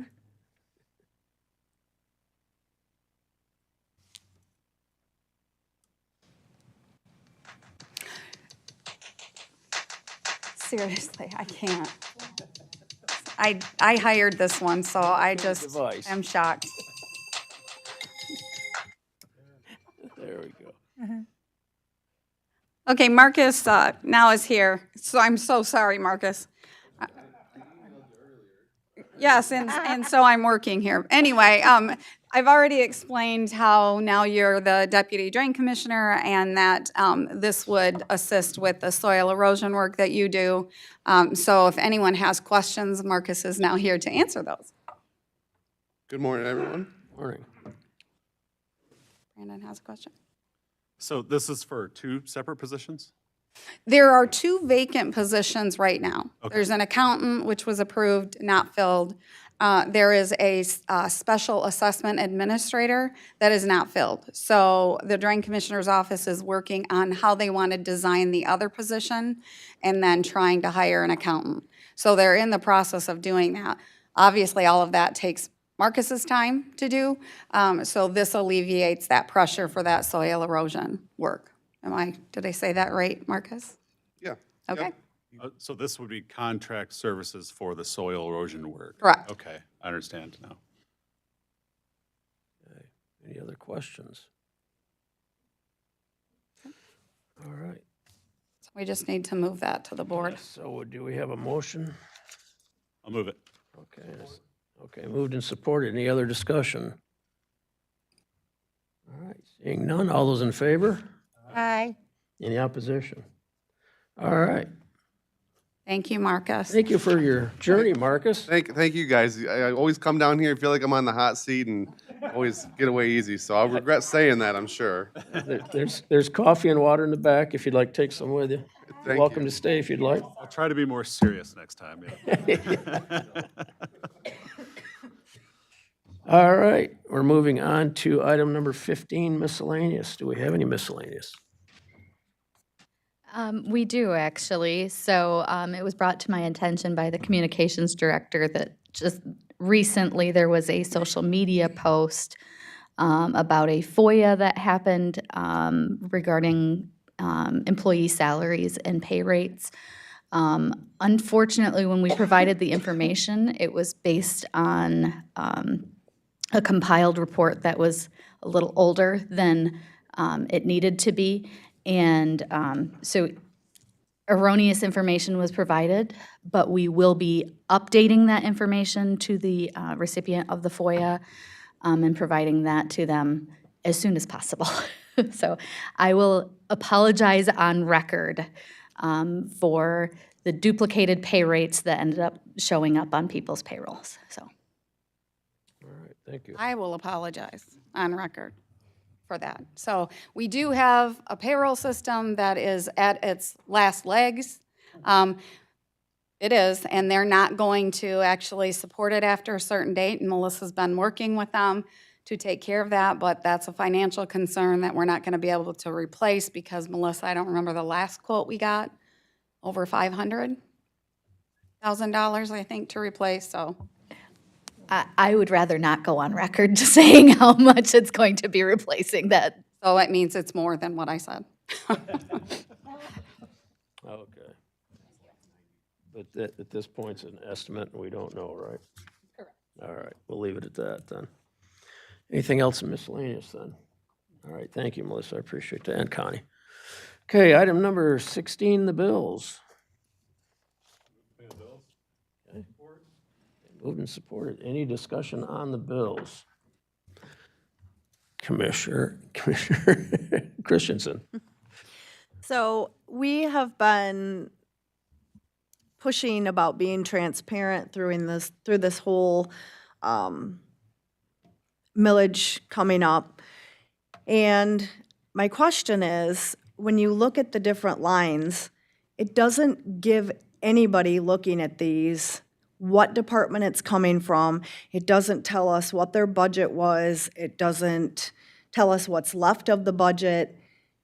Is there any way, I don't know how these are printed out or who does it, but is there any way to give a little more transparency to the county residents so that they understand, okay, we paid Lansing Sanitary Supply Company this much money. Well, what department was that for? Was that for the controller's office? Was that for the clerk's office? That type of thing.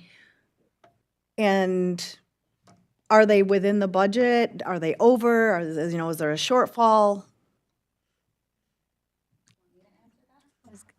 Commissioner Christensen, I can answer that. So it is within my office that we've created and updated this.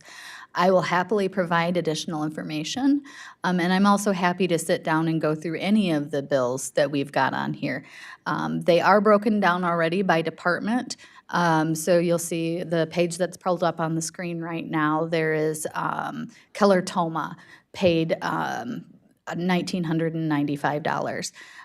That was paid out of the 10100. So that count is for the commissioner's office. So that was legal fees for the commissioner's office. But every one of these items ties back to the overview report on the first pages. Again, I'm happy to add things, particularly what line items and where they're at on the budgets as well. These reports, I always am trying to improve them. So next month, that information will be provided. I do want to mention, if she's providing a report, which is what you're seeing here on line items or in budgets, it will be much longer than it currently is now. Yes. So it will show all of this, and then it will show each of the detailed budgets. And I do want to note one thing, to be clear on the commissioners. You had to choose the one that's the strangest, right? So that, just so you know, it's not legal fees for the commissioners, it's legal fees for the county. So if I have to contact an attorney to get a clarification on anything when we do negotiations, those all come out of. So they're in the board because the board is the one that monitors the legal. So it's not for anything legal related to the board. But we can put the name of the department on there. That would be helpful, because that would be better. Like I said, I've had a couple residents reach out and they're just like, well, what is this for? What was that for? What department? And I'm like, to be honest, as a commissioner, I can't tell you because I don't, it doesn't give that description. In the county budget that's on the website, that all of these numbers correlate to the department and it's listed. But again, like I said, if we do that, if she can pull that name over, which I think you probably can, then we'll put it on here. But if we go to the budget on each of those and the line item that it specifically came to, so like the 101-28131, that is circuit court. So the top one is an attorney fee. Then we would have to go into that line item, give the budget next to it, which we're not going to be able to do on this report. So therefore, it's going to be a much larger report to show each line item, because they all have significant extensions to them. It's 5, yeah. Sets of digits. Yeah. And then we would have to put the budget next to it. Now, what we do, and is my responsibility right now because Melissa does not have the time, is to actually take the budget reports, look at them for every department every month before you see this and as the month is going on to ensure that no department's going over budget. They all look at their budget every month. I had a department this week that they needed to move money from a supply line item to what's considered other supplies. And so we went ahead and did that. those are things that I can do as long as I'm not moving money from a fund, like we just did with the drain office. Technically, I could do that. I can't increase a salary line item, but I can decrease a salary line item. So this is more transparent than Eaton County has ever been. Melissa did this beginning in 2023 to make sure that you saw who we were paying, what the vendors were. You can question why that vendor, what department, and what the expense is for. And if you look at other communities, especially the smaller communities, you will have commissioners or council members that look at one and say, why are we using that vendor? Maybe you know the vendor, curious about it. What is it for? Did you go out to bid for that? How was that vendor selected? So those are the things that communities may ask and may want to know, and we will provide any of that. So, And I appreciate that. Like I said, you hear so many people say, there needs to be more transparency and they need to learn to spend within their means. And it's like, so that's correct, but none of our offices can go above their budget without you knowing about it.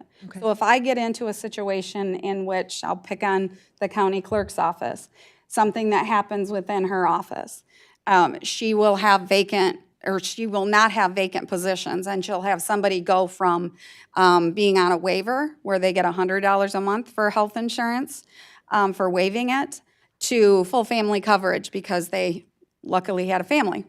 That her budget cannot support. She doesn't have enough people within her budget to do that. So I bring those to you to increase her budget so you're aware of it. That's how we handle that. And that would be with anything. So our largest budget would be the sheriff's office.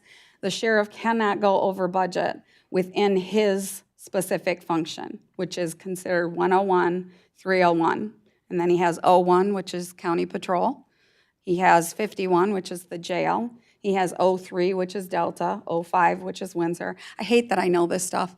But at any rate, it is all detailed and they do not go over budget, and they do hear from me or they hear from Melissa if something is not right. And I am not shy about saying what I want to say to them. That's what you pay me for, right? So we do not have a problem with any of our offices, and if we did, it would be before you.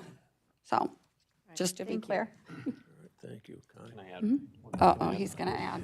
Can I add one I thing? want to add a comment to Commissioner Christensen that a couple of times I have actually gone into Melissa's office and said, what is this, what is this, what? And she always gives you the exact answers.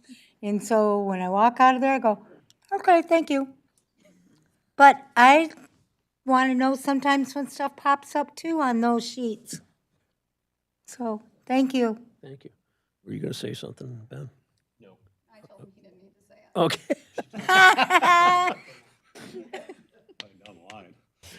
Okay. Okay. One thing that I'd like to bring up, and I haven't talked to Melissa about this, so I'm going to catch her off guard, but one of the things in the budget is when you look at this budget, bear in mind that there are departments in there that are funded through millages, but they're still on here. Is that correct? So That is correct. even though you see a large number on here, and I'm going to use road commission because I think all that was from their millage, is that correct? So the road commission is unique in that we are the pass-through entity for them. We are simply accepting money, sending it back out for them. That is an electronic transfer. They report to their own board exactly where their expenses are. So. Okay, thank you. But yeah, you'll see entries on this that actually was not general fund money, but it's shown on our budget, so. Yes, this is a report, it's a statutory report on how we are spending our money. The board must approve all payments that come through the general ledger. So this is our method of doing that. If we need to communicate that in a different way or present it in a different way, I'm happy to provide anything changes, so. And I do want to note, when you're talking about those large transfers, you'll see during tax season, our treasurer, who's collecting all of the tax revenue in, and he has to make the locals whole, and the state, you may see a $12 million expense on here. But it's not really a county expense, it's just taking that money and putting it where it should be, because he is responsible for the cash of the county, medical care facility, road, health department. Those are his responsibility. So that's the work that he's doing to make sure that those entities receive their revenues. Thank you, Connie. Commissioner Holmes? I think it does listen to Commissioner Christensen's comments, is how to make it easier for people to find what the department is, not by number, but by name. And I don't know how to make that really easy, a separate place where they can say, well, they're looking at this, well, what is that? They can scroll back to somewhere and find that whole list.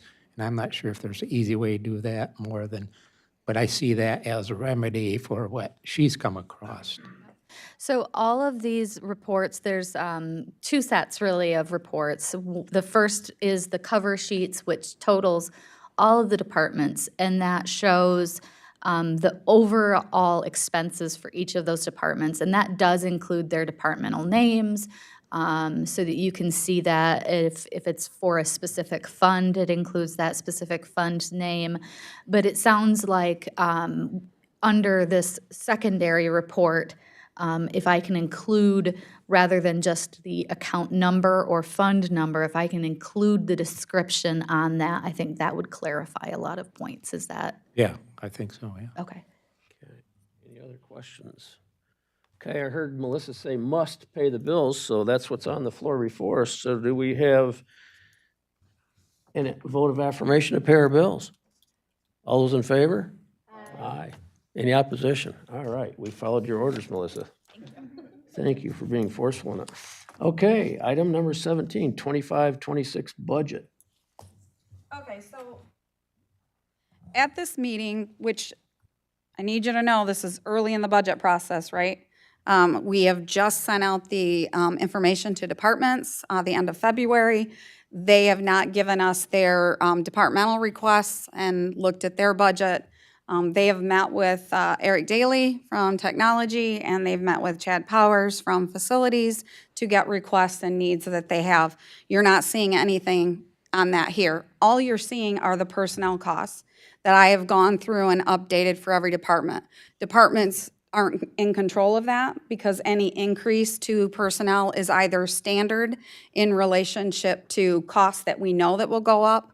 Best example is retirement or retirees' health that we're estimating. So those are included on here. These will be updated throughout the entire budget process. Those of you who have been here will see that it fluctuates. At the very bottom, you'll see the fluctuation. We'll explain that each month. It'll tell you if it went up and if it went down. It will go up if a person is hired at a higher level than what we have budgeted. It will go down if someone takes, like I said earlier, different health insurance, because we do put in the budget, so what you're seeing is not a surprise later. We do budget for family coverage, so you're going to anticipate it. But when the budget is adopted, we adopt the budget and we move through the budget process with the most up-to-date and accurate information on our employee costs, so that we're not budgeting a standard rate and the full cost of benefits, right? We look at them each individually. I will tell you that this is a big task, and I appreciate that I handled that this year. But you actually look at, from October to December, the cost of an employee, and then we have to look at it from January until September. So those are two functions that we look at to break out the cost accurately in relationship to benefits. Because you know health insurance benefits go up in January. So October to December, we're using the same rates now. So this spreadsheet that we have breaks that all out. It also breaks out if an employee starts at one rate, and we do have step increases that employees can get on the salary scale we have. It breaks that out for to the day when their step increases, and that it goes up. So what you're seeing here shows very accurate data and will be improved all the way up until September. So just so you understand, we don't look at this, as just one simple calculation where we say 5% over. That's not how we do it. It's very detailed. In this does not include any wage increase, cost of living increase for any employee in the county. It is straight. You make that decision through the budget process, and it is generally approved at the September adoption. May be in August that you recommend that we should do a cost of living increase. And then the unions, we have wage reopeners with them. So you will deal with the cost of living increases throughout the budget process and discussions when we're looking at whether or not we have any revenue, if we're going to look at making cuts and what those cuts impact this budget. And then at the end of the day, if we cut several employees, which is what you'd be looking at, you cut those employees, do you want to increase the employees that are left to do all this work, the rate that they're paid so that we can keep them? Because many of them, as Ben said earlier, walk out the door because of the wages. It's not a joke, I say that. It's a real situation in the county, and you may have that in other communities, but we are in the area where you have the state, you have Ingham County, Livingston County is close, you have City of Lansing, you have communities that are paying more because they probably went for, in a county, a Headley override, reset the level in which their taxes are. What we attempted to do in November, which was to do the allocation for the taxes, they may have done that. So we attempted that. We're now looking at a public safety millage. But when you're looking at this in terms of a public safety millage, you're only looking at impacting 3 areas. Your road patrol, right? Your prosecutor's office, and your animal control. So when we go into bargaining with only the deputies, right, you're looking at what their pay should be in the union bargaining that we do. You're going to look at the prosecutor's office. How do we retain the people that he has? How do we attract better employees? But in animal control, you can do the same thing. But the rest of the employees, they're subject to what money is available. So when we go into bargaining, if there's not money available, if we go into just the budget process and it's not available, they're not going to get anything, something that our employees have dealt with for years, right?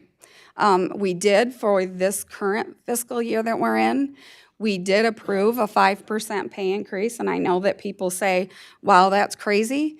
We were behind. There were 4 years that we did not have pay increases, 0.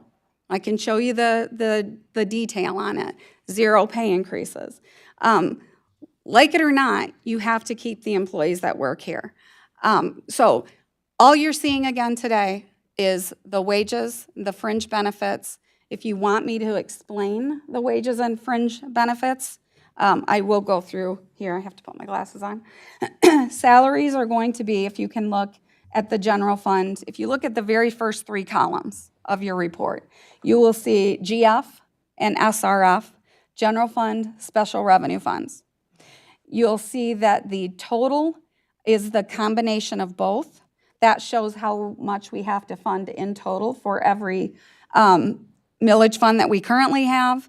Parks Department, the Central Dispatch, all of those are included in special revenue. If you look at the other 3 columns, you will see that that is what the budget that we're in right now, that's what you budgeted, and you'll see the general fund difference.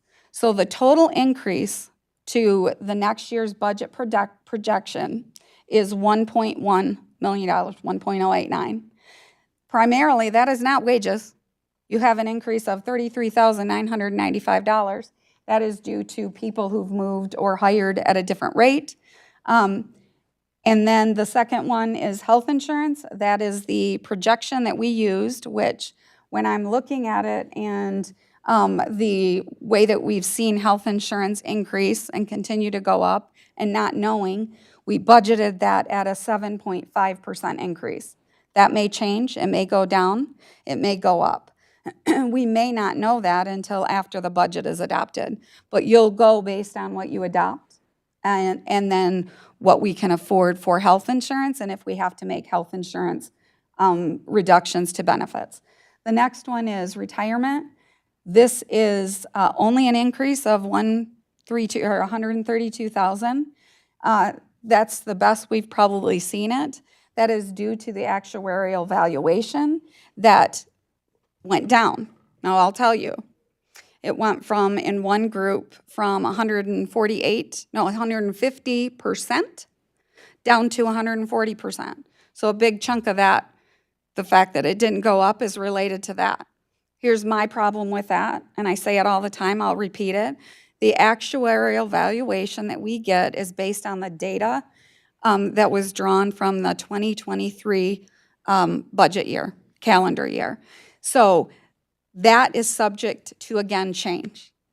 So the next report that we get, that you will likely get in June of this year, will tell us what we'll have to pay beginning October 1, 2026. So sometimes when they fall back and we get a savings, then it means that in the future we get a savings or we get an increase, right? That's just the way that an actuarial valuation works out. We don't like it. It's like the weather. The retirees' health, again, a slight increase. The way that I projected that was looking at the cost of retirees' health insurance. We pay as we go. We're not pre-funding this each pay. We have put money into it. I believe the fund balance within the retirees' health is like 21. Well, it may have dropped down now. It was at 21 million. And we had a high funding level based on the fact that we switched to Medicare Advantage. But when I use this calculation, which is quite high because there are only 49 remaining employees that qualify for the benefit, the cost for that is generally looking at unfunded liabilities, right? But we're able to charge, as long as we have a factor for future for those employees, we're able to charge it to grants and special revenue funds rather than just pull it from the general fund and say, we're just going to pay it into the fund. We're actually using a methodology to do that. So that's the rate. And then other fringes are going to be Social Security, unemployment, workers' comp. It has life and disability, and dental insurance are in there. So everything is listed and detailed, but if you want additional details, please let me know. Again, we'll bring this back to you each month. You'll see the changes. And then next month, we will bring to you, the departmental requests. We have to discuss the March 28th budget meeting that we have scheduled right now, and if you want to come back to discuss these numbers further, we can bring additional information to you, but the departments don't have to have their budgets back to us until March 28th. So if we don't need to have that meeting and can save all of you time, we would do that, and that's good. Or we can go back to this. The thing that I would ask you all today is, do you want me to take a percentage of this in the general fund and make a cut?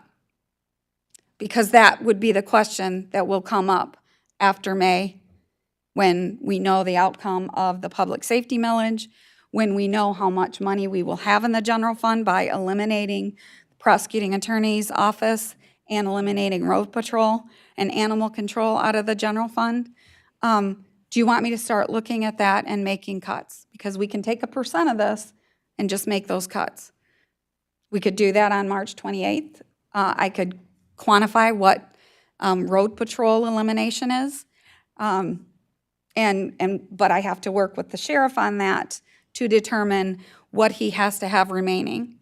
He has a property room. He obviously has to make sure that those are secure. He has other records that need to be handled. He can take certain complaints over the phone, but not respond as they do right now. So if you want me to work on that and get you those numbers, we can either bring those in April, or we could bring those March 28th. But I'm going to recommend, on the basis of where you're going in this process, like I said last 2 years, you're now going to have to get involved and really tell me, tell my office, tell every other department what you want this county to look like, because we don't have the money. The way this is set up right now, we're not going to have the revenue to support this going forward. And this does not, again, this is just personnel, does not include any of the ongoing costs that we need to run a department. Technology, facilities, all the buildings that we support, all the other agencies that we're supporting right now, doesn't cover any of that. So you look at the dollar amount, it's a large dollar amount, that's where the cuts are going to have to come from. Yes. Commissioner Wright. Connie, we lease out like to the Conservation District square feet, CMH square feet, Health and Human Services. Only to, so USDA, we have a lease with the USDA, and they have staff there. Conservation District falls under that lease. The CMH, which is in that same building, they lease space from us as well. The Health Department, there is not a lease there because that's our building and our services direct based on being in the district. The Social Services, the Department of Human Services, that's right across the street from us, that is leased by the state of Michigan. All of those leases at any time could end, or you could say, we're selling the building, and the new owner of that building would take over the lease, potentially, if you can sell it, right? Medical care facility, that is not a lease. We own the building in the event that, and again, they're self-funding, they're funding themselves. Martha Richard has done a really good job of ensuring that they have programs that can keep the facility running because the Medicaid dollars do not cover the costs of the people who don't have funds for long-term care. She's done a great job, but if many of you remember, we did have an issue with cash flow. She's still working on getting settlement money from 2023, I believe. But in the event the county, who only contributes right now $150,000 annually, which is maintenance of effort, it's what they have to pay the state. If the county is in trouble, you can sell the building, privatize it. That's the money, at the risk of privatizing a 5-star facility operation. So. Keegan did that. We don't want to do that. Well, my point was, are any of the leases like up for renewal now so we could make a small adjustment? We've made adjustments. The leases go out now, some to 2028, 2026, but those leases are based on a standard square footage cost, and they do go up every year that we lease. Okay. So there's not really an adjustment where they'd move out. So you make the choice if they move out and you want to sell the building. Well, and so that doesn't, I mean, I'm saying we're not renegotiating any rate increases, like if we were a private owner of an apartment building, and so this year we're gonna up your rent, $20 for everybody. So we don't have that option to create a little more revenue. That's what I'm looking for, is money. We've done that. So the We've last done leases that have been renewed, they were increased. You're not going to get another increase No, not. from them right now. Yeah, right. We're in 2025. I don't care what happens in 2028 at the moment for what they're gonna pay. Yeah. Okay, so that's not gonna, I'm just looking for a solution here of some sort. Any other questions or comments? Oh, Commissioner Haskell. So I guess just to summarize the ask you have from us then is, do you want to take this budget and then at the 28th kind of have what this is sits currently along the side of worst case scenario, the public safety millage doesn't pass and just kind of see what that impact is? Correct, Is that we what can do that. Your question of us is? Yeah, because I'm going to look at this either in a percent cut, which is difficult for departments like the treasurer or the county clerk, right? So if you're looking at a cut from them of 20%, that's going to be difficult for them to come up with. It's probably going to be 2 positions, right? How are they going to function? But if we're talking, we know road patrol, we know that. And I can give you that information. But I do need to work with the sheriff to ensure that he has the resources he has to have. And then you can bargain with him after the fact and say you're not going to allocate toward a position. That's where you'll get into the battle of eliminating road patrol and what he needs to have. And you set the position allocation list that's in your budget, that's online, and you can remove a position as long as it's not something that is a required position. I mean, that's only 2 weeks of time. That sounds like a pretty heavy lift. Sure it is, but that's what you hired me for. I just don't want to cause any more undue stress. But I guess my follow-up point would be then with some of the other ambiguity in this budget that you've already spoken about, does it make sense in your eyes, I guess? Would we be ready to actually have a good picture of the side-by-side on the 28th? So, or is it still? The good picture is for me to go ahead and make these cuts. I'm going to go through and I'm going to look at cuts. And that's going to then tell the departments what they need to look forward to if that millage doesn't pass. Yeah. So that's what you're going to look at. Again, we already know road patrol. We talked about veterans. We've talked, the county clerk and I have talked about what changes would be needed in her department. Treasurer and I have talked. Treasurer and the clerk have talked about trying to do some work. The clerk has talked with the court related to circuit court clerk's office that she's responsible for and working with the courts on that. They're all working on it.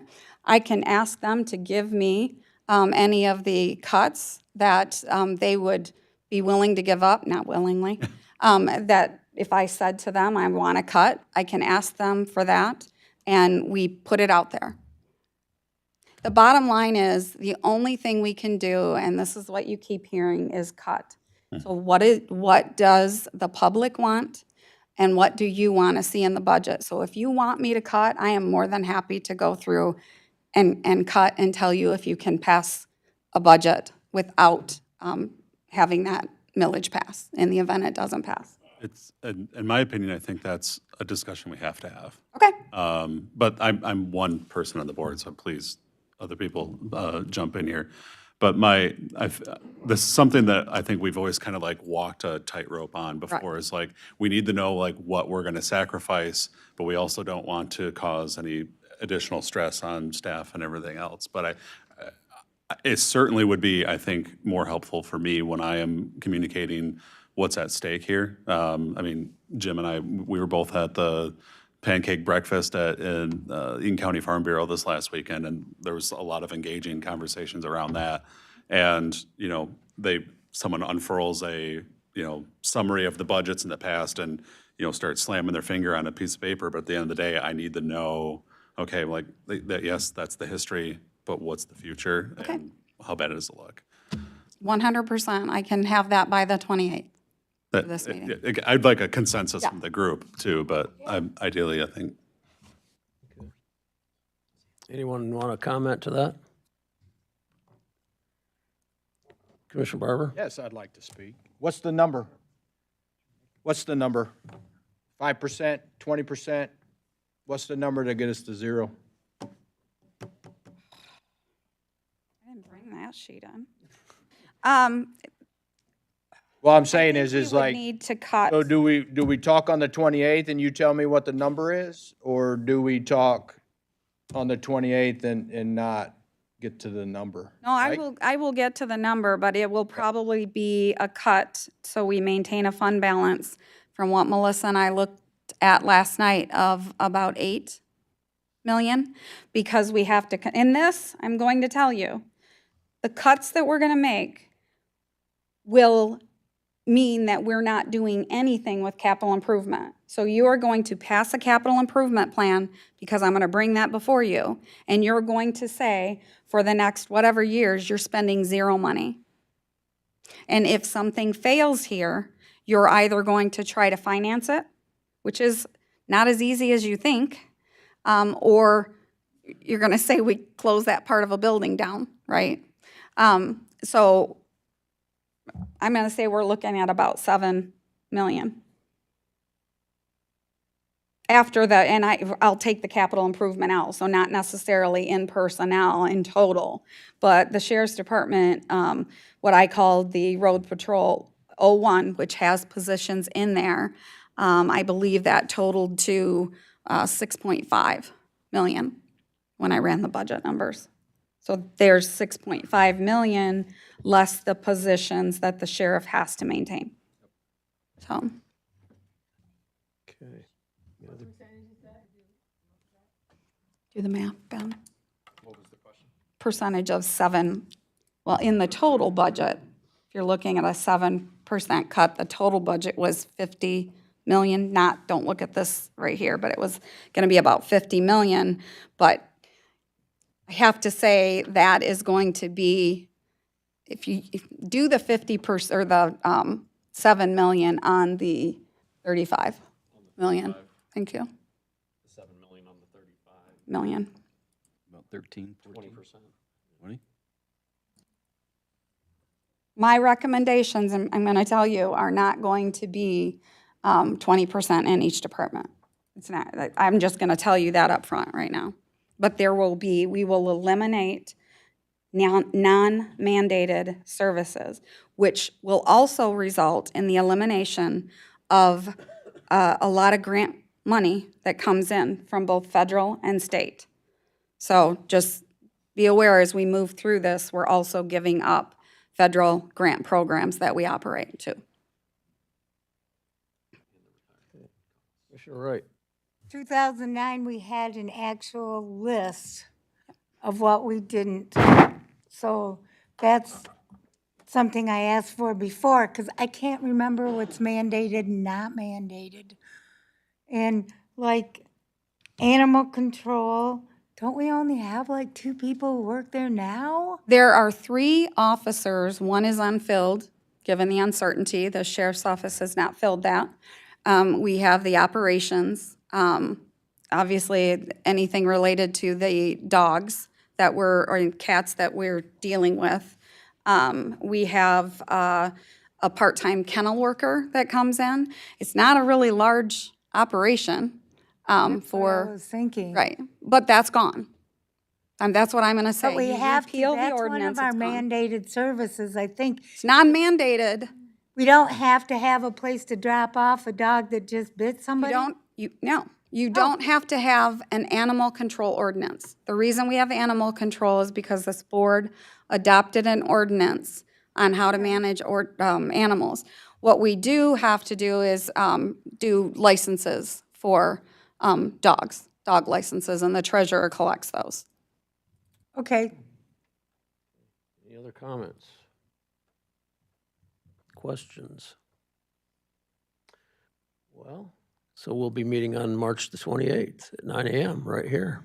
Perfect. Okay, let me, before we leave this part, and I know I've already talked about it before, but for my Delta Township people, it says right here in the e-news that we all got, prepared probably by Logan, but the last part of it that we got last week, and this e-news is probably visible on the Delta Township website as well if you didn't get the email.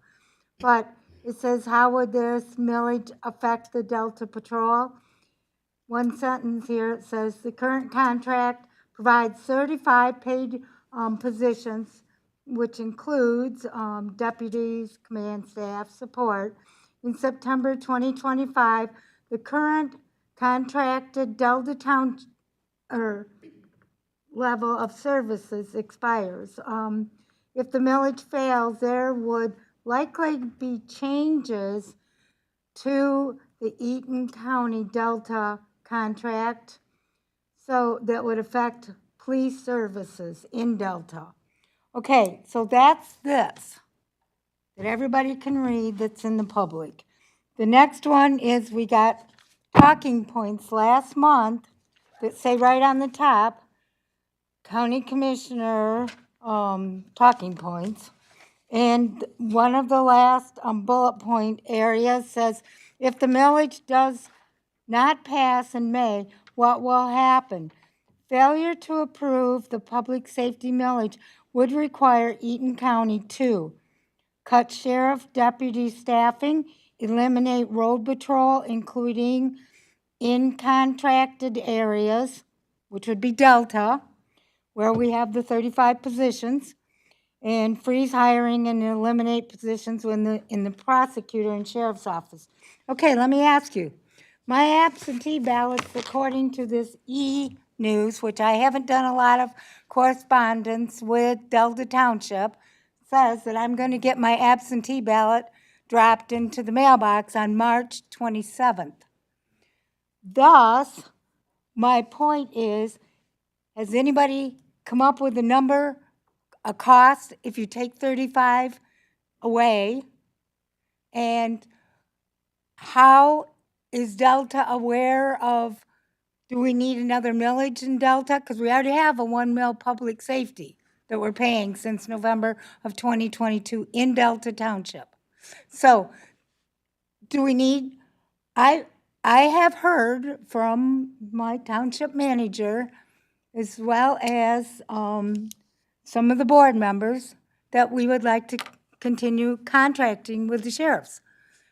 So I don't know how to answer the people who are going to, as soon as they open their ballot to vote, when they say, how is this going to affect my police services if the 2 mills doesn't pass? Because they're trying to make a decision on how to vote. I'm in my yard. Last night, I even put it out on my personal Facebook page that it was nice at 7 o'clock, that it was light and people are out walking their dogs and parents had their kids out on our streets. Those people, if I'm outside, are going to stop me. So I do not know what to tell them. So I'm not going to tell you what to tell them, but I'm going to tell you what we're responsible for. We're responsible for operating a jail. Eaton County is not responsible for road patrol. That means we are not responsible for a contract for any other entity to provide police services. Delta Township could provide police services on their own through a contract with another entity, or they could create a police force. Whether they have a plan for that, I don't know. I will say that during the last ballot proposal, there was information put out by the treasurer that indicated their board should look at that and determine if they could do it cheaper elsewhere. I do not know if they've done that. No one has said to me, but again, that's not my responsibility. That would be up to them. I've said all along at every point, and I've said it to you, I've said it at Delta Township meetings, I have said it at every meeting we have gone to, that we have a good relationship with Delta Township. It makes sense to contract for police services to save money, but if you're eliminating road patrol because the county, keep in mind, it's a county public safety millage. Delta Township has their own. If you're eliminating that, why are we providing police services to another entity when we're not providing it to county residents? So that's what I'm going to say. I'm going to say, again, the relationship we have with Delta Township is a good relationship. It's been great over the years. But it is not our responsibility to do that.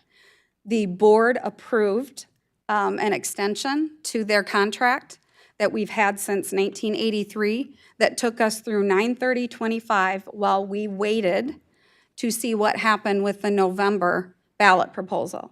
That failed. The board then decided to put a public safety millage on the ballot to see if that would pass, right? So this is where we are. If that millage doesn't pass, I am not going to say to you that you should contract and give employees and take on the liability and the responsibility of these employees for a fee paid by another entity. Is that good government? No, I don't think that is, just because somebody's willing to pay something. And then we're going to have them pay the full cost. Then we're going to get into an argument, which we heard during the last ballot proposal. They argued the cost that we were charging them now. They argued that they shouldn't have to fund our not responsible MERS pension obligations, that we have not reduced them. Again, those are our costs. Whether you like it or not as another entity, if you want to contract with us, you're paying those costs. You could pay our pension up front and reduce those costs, but again, I'm going to say the actuarial valuations come back different all the time, right? So that's the message I'm giving to you, is that we are responsible for Eaton County residents. We're not responsible for a township and how they operate their police force, or the cities, or the villages. We're responsible for Eaton County. Delta is in Eaton County. So if a millage passes, we would have road patrol, right? And then you look at those services. I think it's important to remember that by the Michigan Charter Township Act of 1947, each charter township is responsible for their own police protection, fire protection, library, and planning and zoning. That's right. So a charter township can go anywhere they want to and get police protection, or they can create their own. But if the road patrol doesn't exist, they can't expect road patrol to exist for them. So that means they have to go find their own. So they could partner, the 4 charter townships we have in Eaton County, for instance, could join together and create their own police force. They could partner with another county if they'd like. It's entirely up to them how they do it. So that's going to be I don't know if that's going to be a problem for Delta or not. I don't know how that's up to them. Well, Delta absorbed Watertown Township for fire years ago. So they provide Delta and Watertown Township fire. And I know that Grand Ledge grouped with Oneida Township for a fire authority years ago. So that might be an option to the charter townships, absolutely. But the other question is, if we pulled out 35 positions just out of Delta Township, all those people are paying from their salaries also into their portion of the mayor's pension plan. We privatized the public schools from all the way from the custodial staff all the way to the superintendents in 2012 in the state of Michigan. We took all of the public school employees off of defined benefit and they moved them over to the defined contribution. So if you start and go to work over here for Charlotte Schools, but you weren't in the previous pension plan of defined benefit, you do not qualify. So that's a state obligation that you keep hearing about, the unfunded mandates that they have to keep coming up to backfill till everybody's dead and gone, whether they're current employees or whether they're active employees. So we would have to do the same thing. Yes. So it's going to cost us for those pension obligations for X amount of people that can, in time, that are current employees to draw, as well as the ones that are already on pensions and maybe working in Livingston County. We're still going to have to pay that. Yeah, you're going to pay it they're going to look at what our current payroll is after those cuts. So MERS is already aware of this. They'll get the number of cuts from us, the positions, right? Our estimate is going to be that the elimination is for the least senior employees, and I hate saying that, obviously, but, you know, I would hate to say it the opposite way for senior employees. we're going to look at that and we're going to say that we now have to take into consideration what their final average compensation is, which is either 3 or 5 years of their highest wages. We're going to have to look at that and what they would draw and factor in how much we would have to put in to fund their future benefit. So you're going to have to fund their future. We're still responsible for those that are gone and retired, right? So yes, there's going to be an increased cost, but that's going to be part of the proposal that we put through, that the county picks up a little bit of cost and we drop a lot of cost, right? That's just the way that's going to go. But that's not a reason to keep, you know, a contract that does not totally relate to the county. And I'm not saying that. If Delta's listening, which I'm sure they will, they know how I feel about Delta Township. This is not anything bad about Delta Township. I don't want this to happen. No, I just We wanna wanted know the what last to one. ask or what to tell the people when they start calling, texting, Facebooking me, whatever they're gonna do, but you know they're gonna do it. Tell them their police, as they see it today, is at risk. Yes, the entire thing. Commissioner Roth. Thank you, Mr. Chair. Yeah, Jeannie, I'm telling people that there probably will not be a police available, road patrol for Delta or any other contract. That's just a reality because, as Ben talked about earlier, our administration still has to take on work, a workload for somebody else, for the specific purpose of another entity, and we really shouldn't be doing that. We just denied, Olivet, University of Olivet, for that same reason. It was just one person, still the same principle. And I've been pushing hard. I've been traveling around the county again, going to townships, trying to push this, and on my own time and money, and that's fine, because I don't want it to see it. I can't imagine not having police force in Delta Township, running up and down that Saginaw corridor. With all the businesses and everything going on there, and how many people go there to work every day, I just can't imagine not having, the county presence there. So I hope this goes through. But the reality is, we've got to save the county. If this doesn't go through, we have to come up with a balanced budget to save the county. So unfortunately, I am telling the residents that it more than likely will not have, at least from the county, a police presence. Delta did pass even the 3 mills. So, except for, 1, 2 precincts. Yeah, but it doesn't change the outcome. Yeah, I know. We all appreciate that, but it doesn't change the outcome. And can't give favors just because of that reason. Well, I know. I hear you, and Yeah, the reality with that would be if they had passed it, they could put another ballot proposal on and fund their own department or a new contract with someone else. So if that's what the residents wanted and had passed it, and the remainder of the county did not, then Delta could put another proposal on with the hopes that it would pass. That's to me, the reality of it. I forget what the city of Mount Pleasant is in. What county is that? Isabella. They called their bluff and the people voted it down, and as of January 1, they lost all road patrol. Same with Jackson. Same with Jackson. Yeah, it's just the reality. It's the way that it is. But the public is the one telling you when you put a proposal on what they want. And you're dealing, and again, I don't like it because this is Eaton County. And I don't care what community, excuse me, that you live in. You're in Eaton County. You're in Delta Township, you're in Eaton County.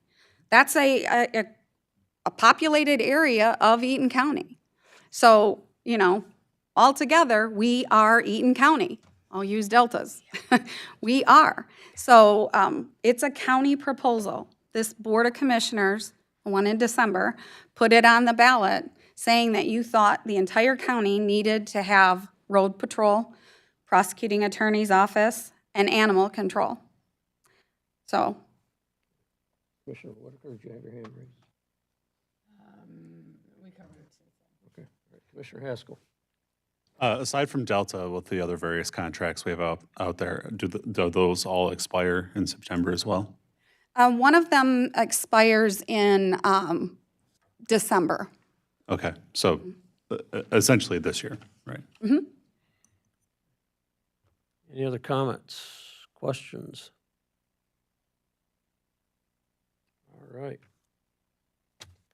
Anything else on that topic? No, I'm really sorry I talked so much, but that's the information that you need, and that's, and please, to everyone, send me an email, send communication at EatonCounty.org, an email.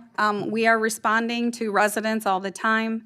I do not believe social media is the place for that. That's not for me. I'm not going to go out to social media and respond to different things. But you send me an email, I'm going to respond. And aside from the fact that we messed up a FOIA that now is on social media, I can't fix that other than to send it, back to that individual, which I think that Melissa's already sent to our FOIA specialist. But get with me. I don't have a lot of time. In the last 2 years, based on the fact that we have budget issues and administration has been changing and doing as much as we can to get grants, to get funds from the state and from the feds, we're busy. But if you have a question, I'm going to take the time and I'm going to work more hours. So I'll get it done. Commissioner Whitaker, you remembered your question? Well, it struck me hearing you say that I don't really think, in terms of communication, I don't think people in Delta have ever been told straight out, we're not going to have any police coverage, basically. I don't know that, I don't know if it's that clear. So, And maybe At the board, they have. yeah. I mean, Yeah. the people in my neighborhood don't know anything. We told them that, but again, this is where I can get a little bit irritated, and Chairman Mott, you stop me if I need to, but that's our responsibility, is to talk about Eaton County. That's the responsibility we have. Delta is in Eaton County. For us to talk about the current police that Delta Township has, that is not the county's responsibility, because it's a contract. It's not a requirement, it is a contract. It is it's a good deal in terms of what the county should do, but it is not our responsibility. So they should know. If they don't know, that is not on us. Everywhere we went, we told them. I think you can say that, Connie. It is on us. I mean, if we're Eaton County and Delta Township is Eaton County. But we've been saying it. We have said it. To who? I mean, it's in the information that we've sent out. It is every meeting that we went to. I don't think it's been communicated very broadly that, to really get down to the level that people who are going to vote know what they're voting for. They've seen, different things in different documents, and I mean, I'm not trying to blame or cause blame or say, I'm just saying, after the contract's done, then it will be Eaton County's problem, right? So, if we don't have a contract anymore, then it will be our responsibility. Well, road patrol is not something that we have to do. It's not a mandated service. Will it be awful for this county? Yeah. Are you putting work on the state police to respond to an accident, to respond to an emergency, to, a threat to someone's life? Yes. That's the choice that the voters are making with this ballot proposal and the last ballot proposal. So, but I will totally disagree that we told Delta Township, the only thing this board didn't do, and Chairman Mott can talk to this, the only thing that we did not do was send a letter to them that said, we're done with police services at September 30, 2025. But when we did the resolution, and we extended the contract from 9/30/2024 to 9/30/2025, that's exactly what this board told them. The contract is done 9/30/2025. If there's some confusion there, I don't understand what the confusion is. Whether it's some other person or some other entity saying that, oh, they won't do that, that's just a threat. It is not a threat.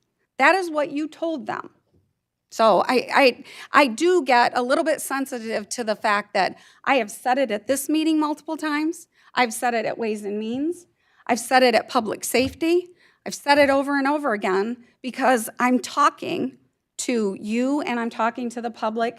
I said it at a Delta Township meeting. I said it again at a Delta Township meeting. I used the term that I used earlier today. This is not a joke. It hasn't been. It's a reality. So I'll say it to the public. This is the reality. You are going to make a decision as to what you want. Delta Township, make a decision as to what you want. The rest of the county, make a decision as to what you want. But I'll say to Delta, you're part of the county. Look at the county. You're not separate. You just aren't. So. Commissioner Mott.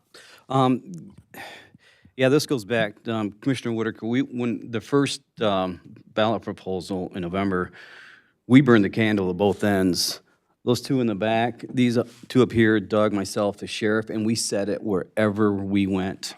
I don't know why the message didn't get out there. I don't know if people didn't believe us or if they just didn't want to repeat it. They were too afraid that what the people would think. I don't know.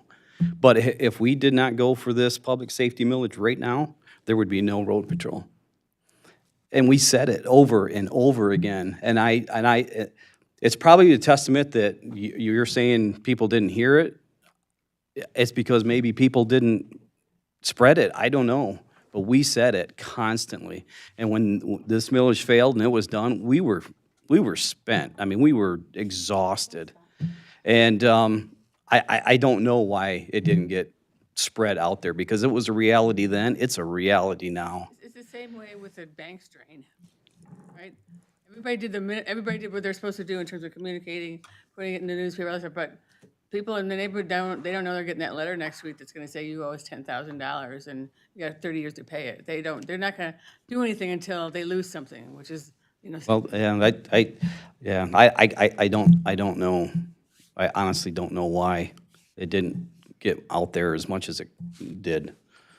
Because we said it wherever we went, as often as we could. I'm not trying to put blame on you guys for how, I know you've done everything you could. I'm saying the impact is not what maybe we thought it might be by having those kind of, people don't go to meetings, people don't read their letters, people, you know, it's like, and that's not our problem, but it's not our fault, but it is our problem if, you know, we have people who hate government because this is the kind of stuff that gets thrown at them that they don't even know about. That's what they say. And whether, you know, and I'm defending us because we do. I mean, we have to do a certain amount of communication, but that doesn't make it any less, you know, the impact any less for people. Just because, I don't know, I feel like that's probably an overall issue with everybody in government and in communities, that people just pay attention until there's something that they're going to lose something. And I agree with you, and that's the problem the county has had for years, not getting the message out, and that's why we hired Logan, you know, a communications director. We need people to know what goes on here at the county and try to get that message out. We wouldn't be, you know, nearly as effective as we are now as getting out to the public. So you're right that we've done a poor job of it in the past. Commissioner Rudry. You changed your mind? Okay. No, I didn't have a mind. Oh, okay. We won't. If I can I add something, Brian? I just would like to say that we definitely put the word out there. And one of the ways I know that is there was published criticism of our movement of trying to educate the public that came from an elected official in Delta Township. And one of the criticisms we got a number of times in person and meetings and in that publication was, "You're threatening us." And I don't know how many people that conversation was had with, but that's the honest truth. So if you're wondering who knew and why the word didn't get spread around, I don't know. Because every time I interacted with anyone in Delta, it was a transparent discussion had by everybody that was there and in attendance, including the elected officials. And some of them were there for us, but there's a piece of information online you can go read about, and the message was clear. And we've tried that from day one, because we're not going to get a dollar for dollar savings and cuts, to your point, Jeannie. This is not an ideal way to save money for the county because Delta residents will end up paying more for police services doing it themselves because they're not maximizing the overhead costs that's split between an agency being able to be at the level that the Eaton County Sheriff's Department is with the expertise that it's got from decades of service and institutional memory. You can't build that overnight. So we stressed that importance over and over and over again.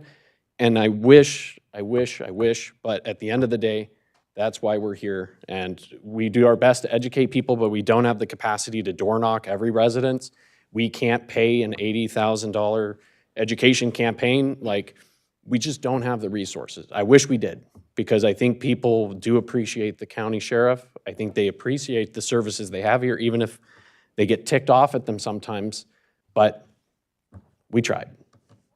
I don't know if people even know that when we say road patrol, that they know what that means. I mean, I think that means that there are a few officers that are out on the road and everything else is not road patrol. I mean, I wouldn't be surprised if that's it too.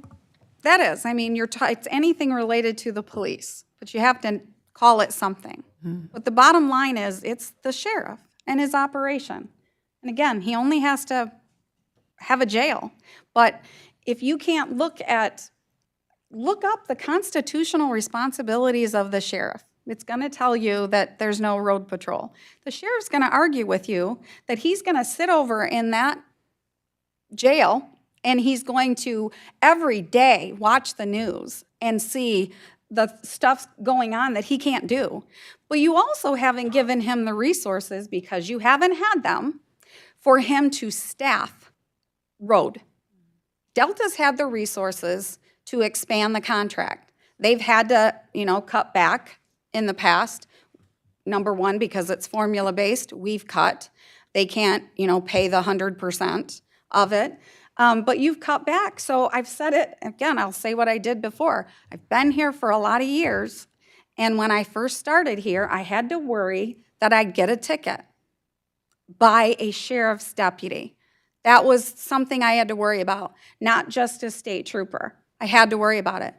You don't have to worry about that now, because the only chance that's going to happen is if Sheriff Reich happens to be driving into work, because this happened, driving into work, and somebody runs a stop sign going fast, and he pulls them over himself. That's what happens. That was just by chance.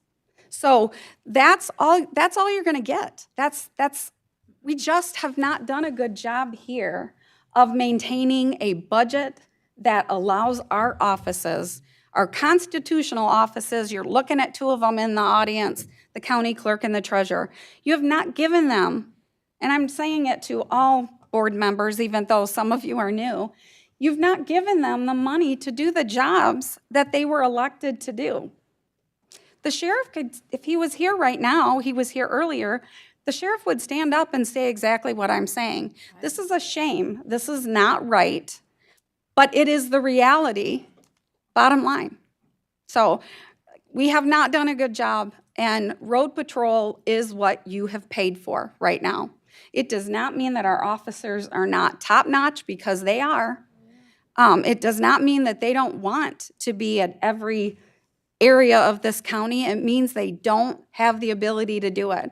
And let's take a look at their overtime for last year.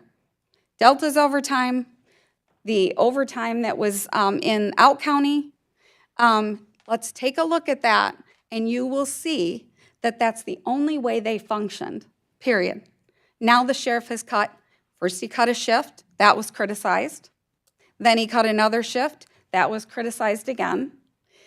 That's what he's had to do. But overtime's the only way they were able to staff. And now we have all of these officers that are close to passing FTO in May that, we want to keep. I mean, Ben would probably scream more about that than anything, but we want to keep them. We don't want to keep them just because we want to cost the county money. We want to keep them because we want to keep the county safe. That's it.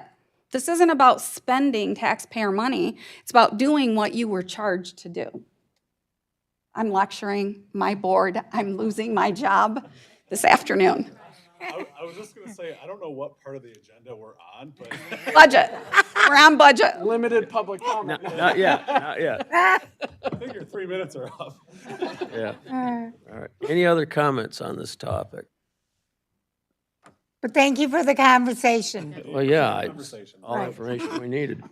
All right, then, moving on. We are now at item number 18, limited public comment. Do we have anyone who'd like to speak at this time? Step up to the podium, announce your name.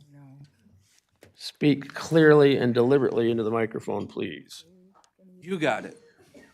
Andy Shaver, Chester Township resident. Appreciate all of the conversations today, very enlightening. I thought it was wonderful that one of our state representatives was here.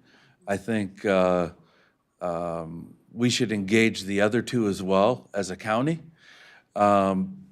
I'm going from memory here, so don't hold me to this, but I think it was Public Act 202, 2017, that changed the way that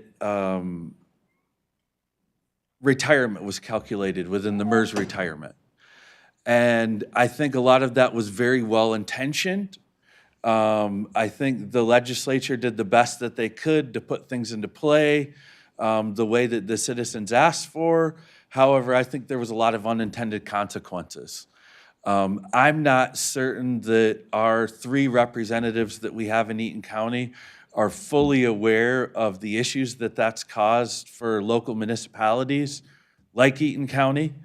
I was a little bit disappointed that nobody asked the state representative today about that, but I think that I don't think there's a quick fix here. That's not what I'm saying, but we're still going to have issues even after May, which, you know, if this passes, there's still going to be issues that the county has to deal with.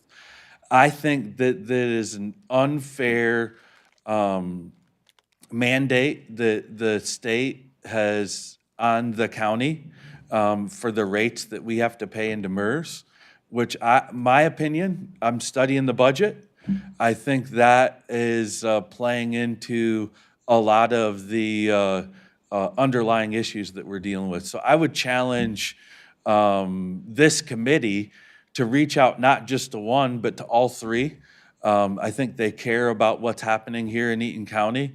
And I think there's bipartisan support, not just in this room, but also in Lansing, to see some changes made that are going to unburden the county long-term and provide for more of the taxpayer dollars to be where they are. And for anybody that's watching this, I don't think that in any way will affect people's actual retirement.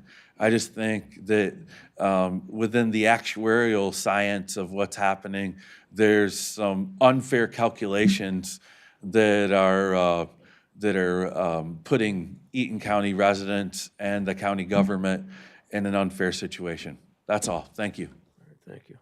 Anyone else like to speak? All right, seeing none, we will be going to closed session. So we will ask everyone. Sure. We'll ask everyone to vacate. Commissioner Barber. Chair, I'd like to move pursuant to MCL 15.2681H to go into closed session to discuss attorney-client privilege letter from Coy, Stoker, and Toski, PC dated March 13th. Right then. Second. We'll have a roll call vote. So Commissioner Haskell, Yes. Commissioner Pearlwright, Yes. Commissioner Mudry, Yes. Commissioner Holmes, Commissioner Barber, Commissioner DeRosa. Yes. All right, I will also ask Treasurer Raynette to stay because it concerns finances.